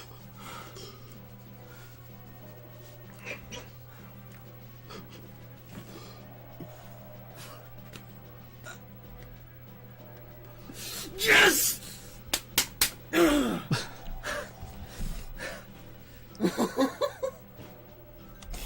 Oh my god.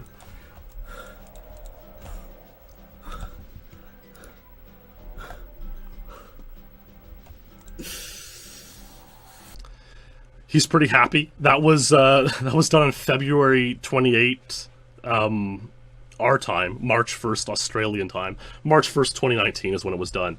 And it would take him a few weeks. It would take him several weeks. There we go. 8-ish one run, 30 to 40 hour grind. He wasn't getting full speed on his second controller. His lines were garbage. Madman Fletcher, you will never have your name above mine on Streets SA. This is a win you can never take away from me. So stick that in your caked PBs and smoke it. A couple weeks later, Sam would follow it up on Double O Agent. I'm just gonna, watch towards the ending of this run and see what happens here.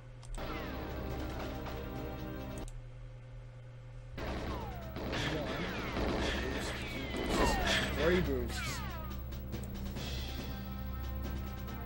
This is a very good run, guys. Guys, this is an extremely good run.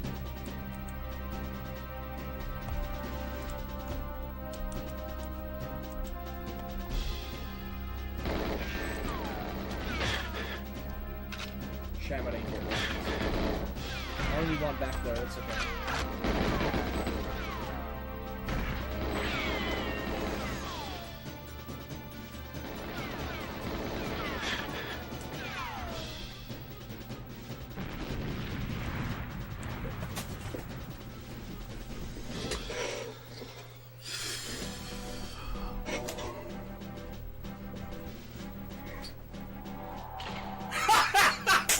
Yes! Yes!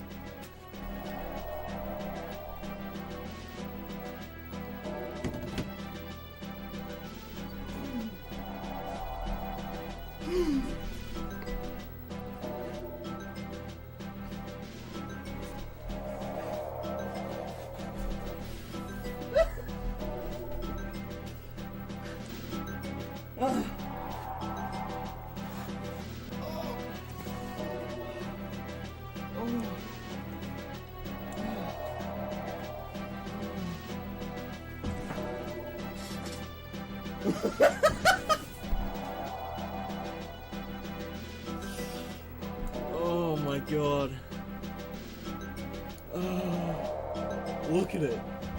Look at it. Look how good it looks.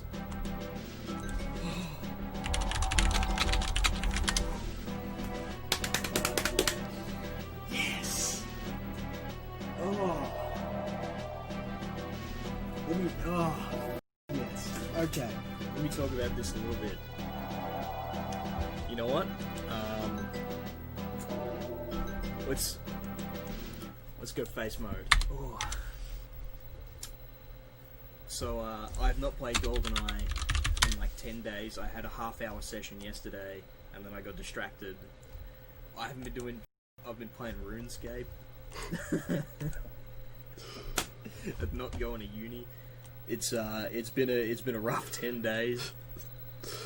So it's really nice to get this basically within an hour of coming back.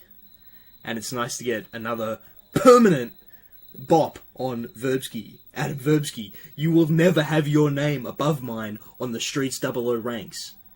You can go for 154. Do it. I don't give a shit. You'll never get it. Sam Sholton is always going to be above Adam Verbsky. That's another one. Another one coming in. Yes. Yes. Now let's look at that end screen again.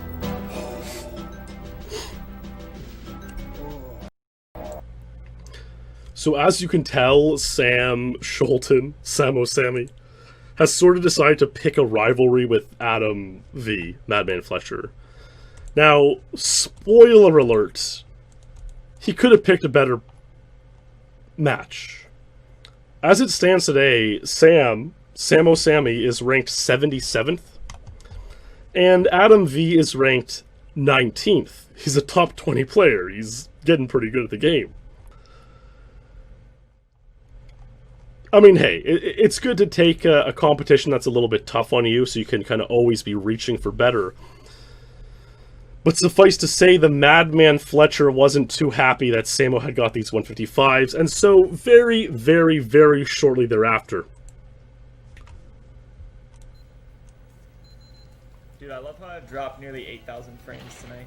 He decides to go for Streets 155 himself. I need the hot takes. Is audio balance good? It's a bit quiet. It's like, in so many ways, like, man, look, I've come to really like both these guys, obviously. But it's, like, very clear that Samo is, like, the nerdy, like, you know, the nerdy RuneScape speedrun gamer. Okay, right there, Verbsky shot, he lured the guard in such a way that he jumped over and got hit. And so all three guards are lured. And so watch what happens because of that later, and there's one nice boost. Samo's like, you know, the nerdy RuneScape classic gamer, right? The classic gamer. A troll poster, you know? Whereas Madman Fletcher is like, kind of like, you know, a jockey, you know, university letterman type guy, you know, high-achieving, scholarly young male. And it's like, they couldn't be more juxtaposed as rivals, you know?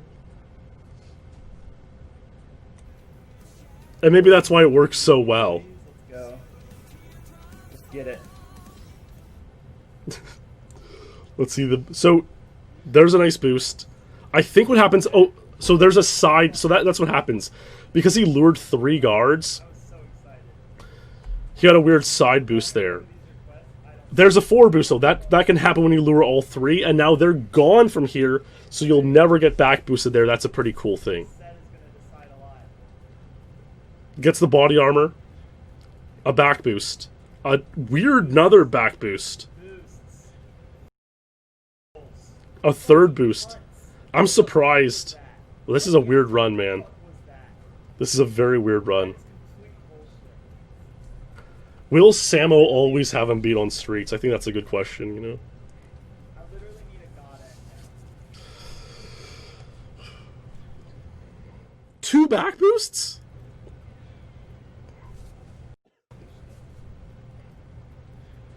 Oh, is this going to be a fake out? No. I don't think so. This might just barely be 50 point. This run's bad. Yes! Yes! Yes! Yes! Yes! Yes! You, Sam! leaderboards! You! Yes! Yeah, buddy! Yeah, buddy! That was a 155 if I've ever seen one, but God, it sure was a 155. Yes. I did it, boys. I did it. Streets leaderboards. So, by getting Streets 112 and 155s, he made the leaderboards, same as Samo had.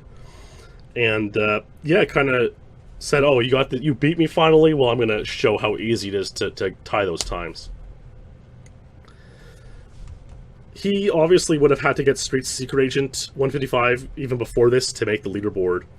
And I didn't show that run because I'm going to show this. This is called In Celebration Pwned Streets Edition.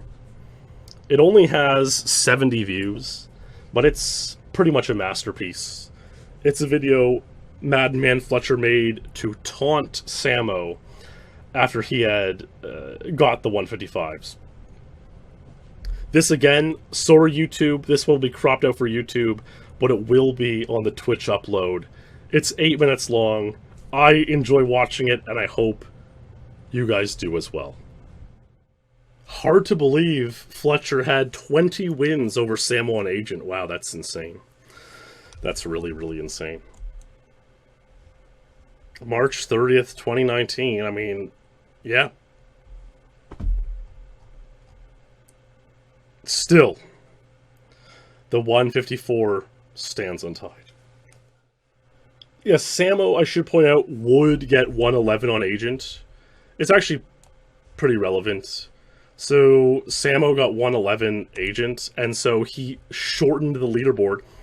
So when fewer than 10 people had 111 Agent, then all the people with 112 and 155 were on the leaderboard. It was like 50 people on the leaderboard. But when Samo got 111 Agent, now the leaderboard's shortened down to like 10 or 11 people. So he did sort of get revenge on Verbsky in a way there, which is cool. I'm glad that happened. But yeah, I mean, look, obviously 154 is still untied, and if there was someone who would be able to tie it, it would probably be me, right? I have the 154 Secret Agent. But as we know, I haven't really played the game in a long time, more or less. You know, I remember 2017. I showed some of the stream earlier. I played for Streets in January and February, and in March 2017 I played Breath of the Wild.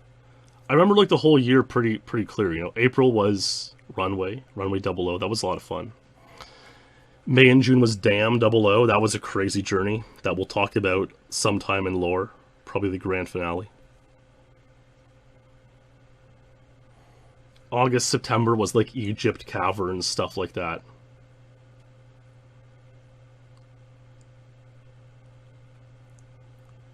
October, November, I kind of stopped playing. Right? If we click on my page, we go, what is it? Oh, Silo. I forgot about Silo 00. That was crazy. Silo 00 were good times, man. Silo 00 was insane. Streets Agent 111. That's my last PB, December 2017. I'm sure some people remember in January and February 2018, I was playing Depot 00 Agent, going for 46, and I failed. And I kind of snapped. I kind of broke down, you know.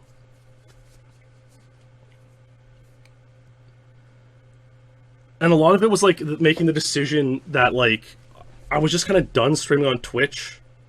I mean, I like doing the SpeedLores once a month. It's fun, but streaming on Twitch is so tiresome. When you're streaming on Twitch every day, you feel like you have to be there every day streaming to maintain like a subscriber number, you know? Like let's say you have 1,000 subs. That's 30 a day.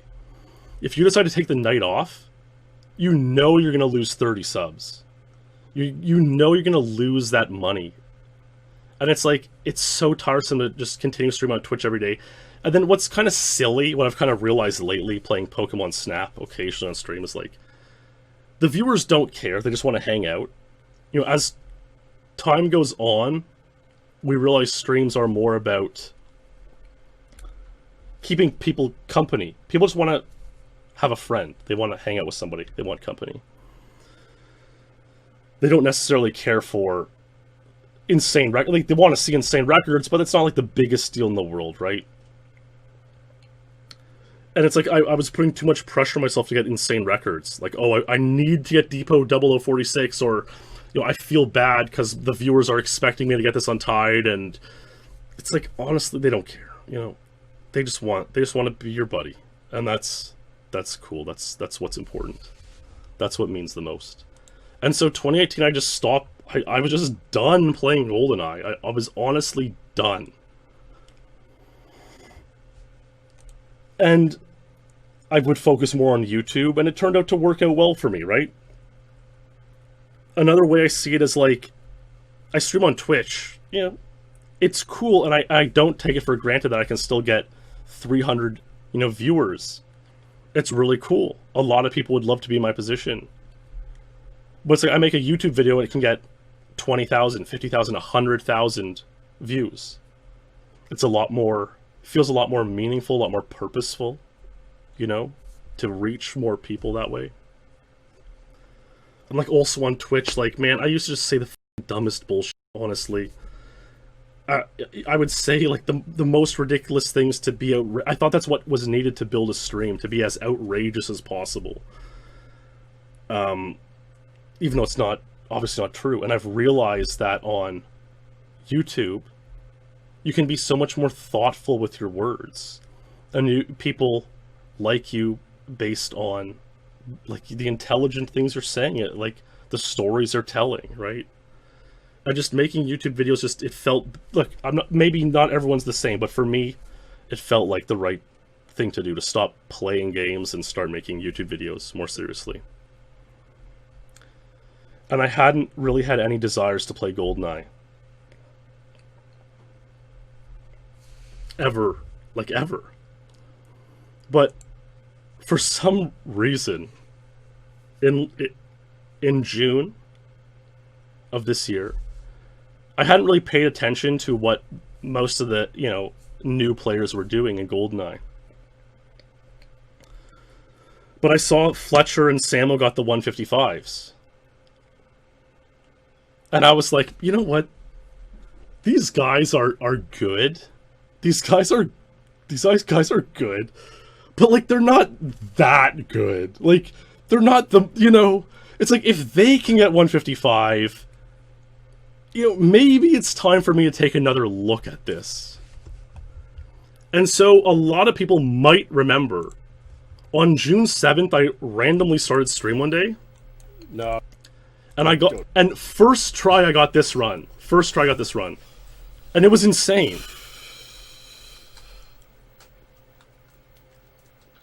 Honestly, this stream won't be that interesting. A few people... I'm simply playing a video game. I mean...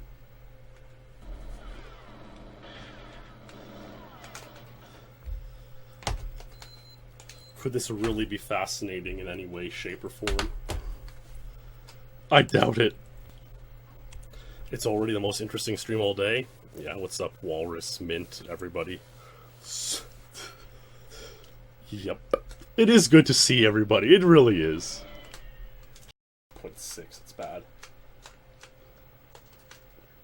There's like a certain magic in stream. Like, I have like a love-hate relationship with streaming, honestly. This has no chance. There's a certain magic to it.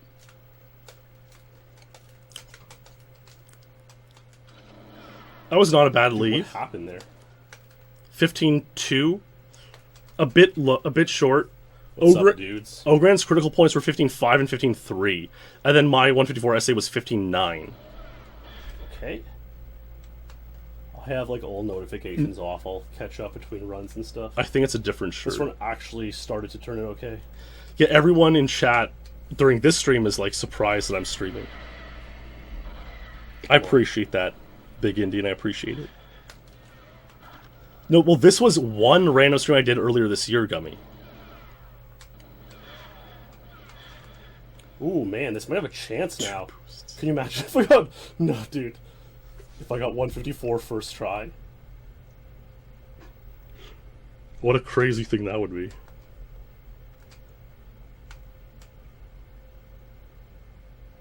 Oh, that guard. Come on. Does he boost me? No, man, he doesn't boost me there. Come on. Come on. That guy does. Come on. Dude, I think it might be 154. I'm not. Dude, what? Dude, this can't be real.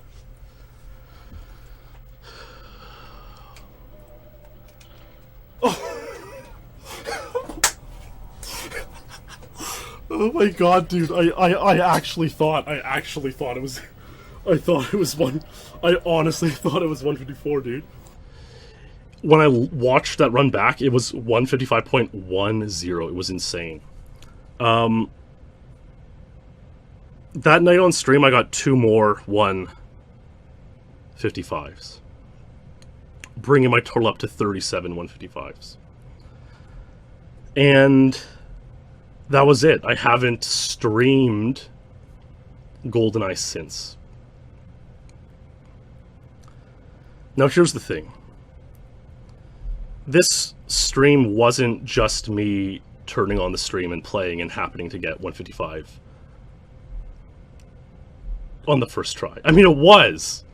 But the reason I turned the stream that night wasn't just because I randomly felt like it. This was actually my 4th session playing Streets. I had played the 3 nights prior, June 4, 5, 6. And after 3 nights of playing, I kind of felt like I'm really close to this 154. I'm really close. I just need like one little tip. I noticed I was doing something wrong here at the Lure to Val. I needed one little tip on what I was doing wrong. And I was hoping someone like Ace or Clemens or whoever would come in and tell me.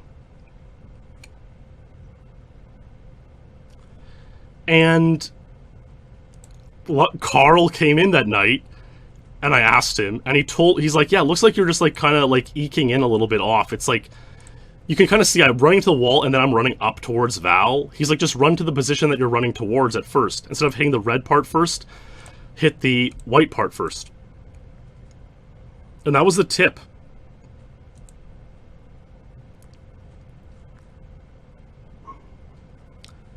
The following day, June 8th, was a Friday. Or, actually, the June 7th was a Friday. I streamed late at night, so it was like Thursday night into Friday morning, June 7th. That night, June 7th, I drove up to the cabin. I had a beautiful weekend at the cabin, June 7th, Friday, June 8th, Saturday, June 9, Sunday. Nice time with the family. Was a beautiful hot weekend. Nice time out on the town on the beach. Water was a bit too cold to swim yet.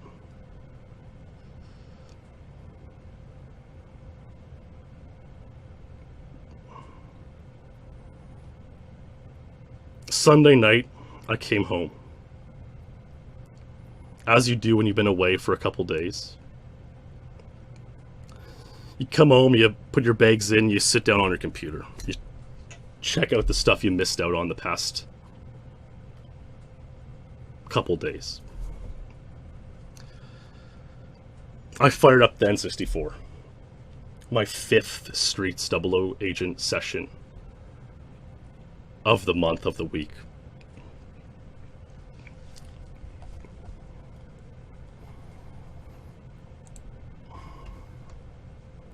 About an hour and a half into that session, I got this speed run.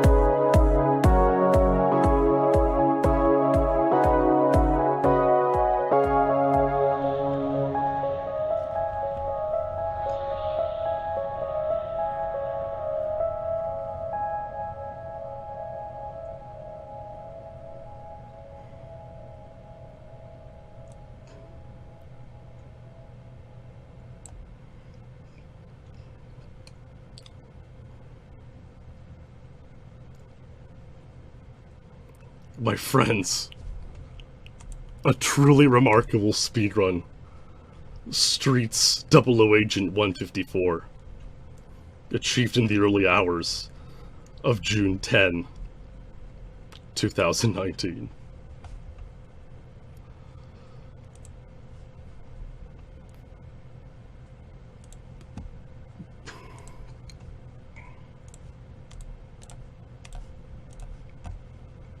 Let's post the time.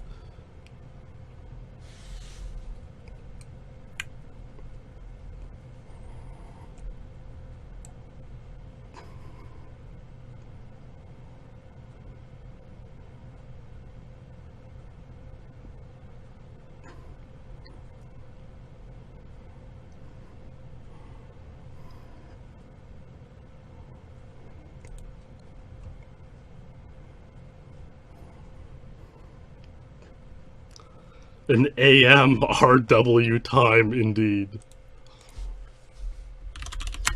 You know, what's really funny or crazy about this time is, like, I did make a poll. It was like the August or July SpeedLore episode. And I was like, oh, should I do Silo or should I do Streets? And here we go. When I first got the time, I was like, you know, what am I gonna do? What should I do with it? And I thought, like, maybe I should just hoard for, like, ages and ages and ages and, like, do some insane, unhoard, you know, K5 video. And then I realized, like, that's so the thing I realized is I don't want to play GoldenEye. But for some reason, I just wanted to play Streets 00 Agent and get 154. And if this poll swung 2% the other direction, I would have unhoarded the time then. I would have done it then. I was kind of getting sick of sitting on the time, and I was like, you know what? Let's leave it to fate and see what happens. But fate's had that I would do Silo Agent, and so I didn't unhoard it then, and we saved it to this day. And here it is, by the way. You know, here's the video uploaded. I don't know if you can see necessarily, but June 10, 2019, and it's the run. It's the 154. Yeah, I changed the title just so, like, in case I accidentally showed it on screen before I showed it, what would happen. So that's all. I'll change it eventually, but June 10. There you go.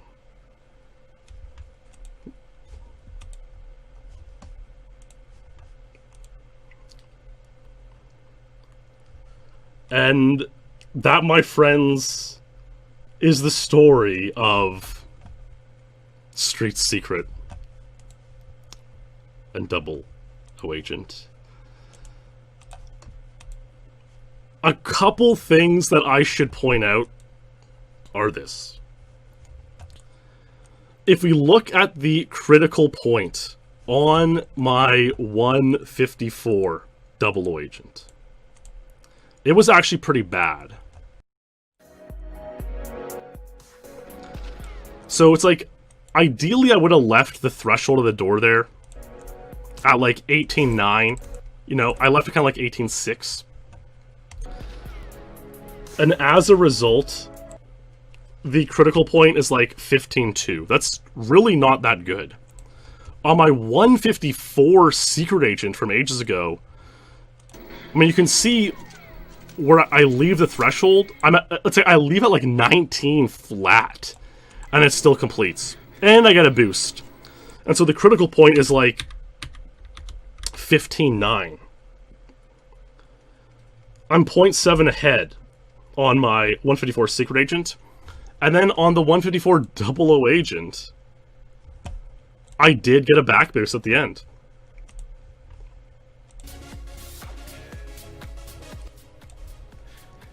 There's the back boost. I tried to avoid the back boost as best I could. I tried to lure the boost, but the guard's not there. Then I get KF7 set, so I hide behind the truck to not get back boosted more than once. It works. Hide behind the cyber truck. I get one back boost. But the point is, because I was 0.7 faster on my 154 Secret Agent and I got a back boost here, this means that 153 is confirmed possible.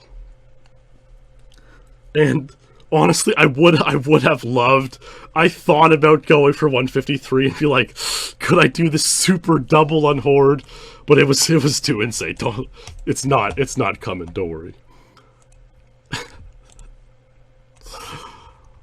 Let's watch the tool assisted speedrun for fun. The tool assisted speedrun will show you some really, really crazy stuff. What song was that? It was a song made specifically for me by Carathorn, the guy who makes a lot of songs for me for YouTube. We're going to upload them like this week. So if you check the description of this video when it's uploaded to YouTube, it'll probably be in there. I mean, look how far the TAS is strafing him out. It's like, what will the critical point be on the TAS? Although, I think he skips cinema, so it's not quite the same. Build speed on Val himself. Left strafe. Yeah, Luke Pettit's Frigate Secret Agent is now the longest thing Untied. Oh, and another thing to consider. I'm surprised. Oh, there it is. So okay, so this... Here's the possibility. You can get the grenade launcher on Secret and Double Agent. Are there ways to use it to self-boost? He warps through a barrier there. It's like, there... Yes, that's exactly correct, Irie. 154 was never the LSU. I tied it. Caverns was set a month before... Caverns 130 by Wotus was set a month before Ogran got 154 in 2016, and I tied the 154 before Ace beat Wotus's 130. So I hate to say it, Ogran, but yeah, was never the LSU. And I kind of convinced Clemens and Ace to go for Caverns 00 just for the purpose of, you know, Streets 00150. Just for the purpose of making it seem that Streets 00 was the LSU, when it wasn't really. But yeah, I mean, the TS is 150. Obviously, it's like, if you... Look, we know 153 is possible as is. If you get the grenade launcher, does it make 152 possible? Maybe.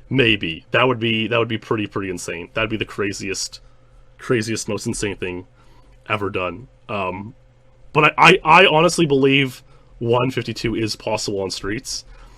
Like I say, like, I just have no desire to play GoldenEye, but Madman Fletcher and Samo Sammy lit some spark in me. And that's all there was to it. For that 1 week in June, I played GoldenEye, and there you go. Let's watch the run once more, the 154. We'll go no music this time. And I'll talk about specifically the bits and pieces of the run. So I lure the guard. I finally get on board with the... luring, yeah, doing the Ogren style lure. I got one boost here.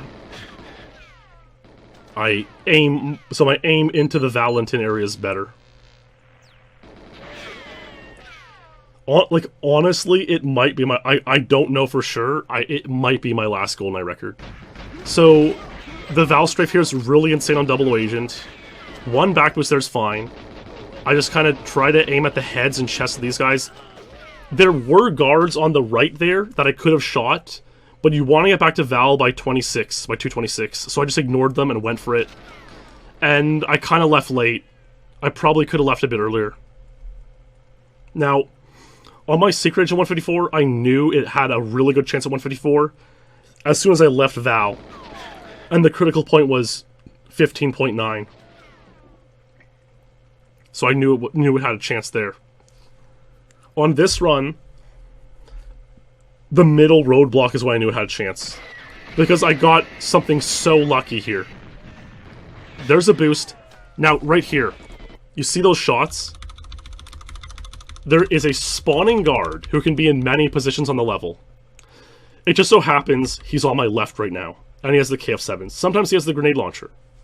But in this run he has the KF7, and he boosts me past where I would normally get back boost. And then I get 2 more boosts. And now I'm at 6-0. And at this point I know, like, this has a really good chance at 154. This has... this is it. I basically know this is it.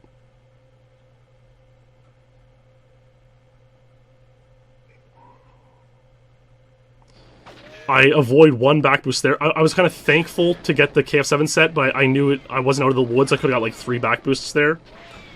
And if I don't get this boost, it's probably not 154 either, because of that back boost. But yeah. It was a 154.90, which is the fastest, which is faster than either of Ogran's 154s. Though we don't know the exact time on my 154 essay. So there it is.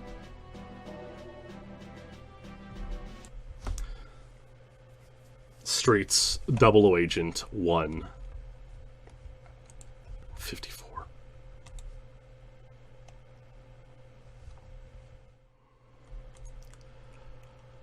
Life's a crazy journey, my friends. It's been nearly 12 years since I got my first Untied world record on this stage. Nearly 14 years since I got my first records. When I got the 156s, I didn't even talk about them. I was in this room. I had just got a VCR for Christmas. I was 16 years old. It was 2005 Christmas. And Christmas, you spend with family, of course, but everyone sneaks off to play with their new toys, you know? And so I snuck off before dinner, played an hour, got 156 on tape. After dinner, came back down, played another hour, got the other 156. So Christmas Day 2005, nearly 14 years ago, I got the first records on the stage.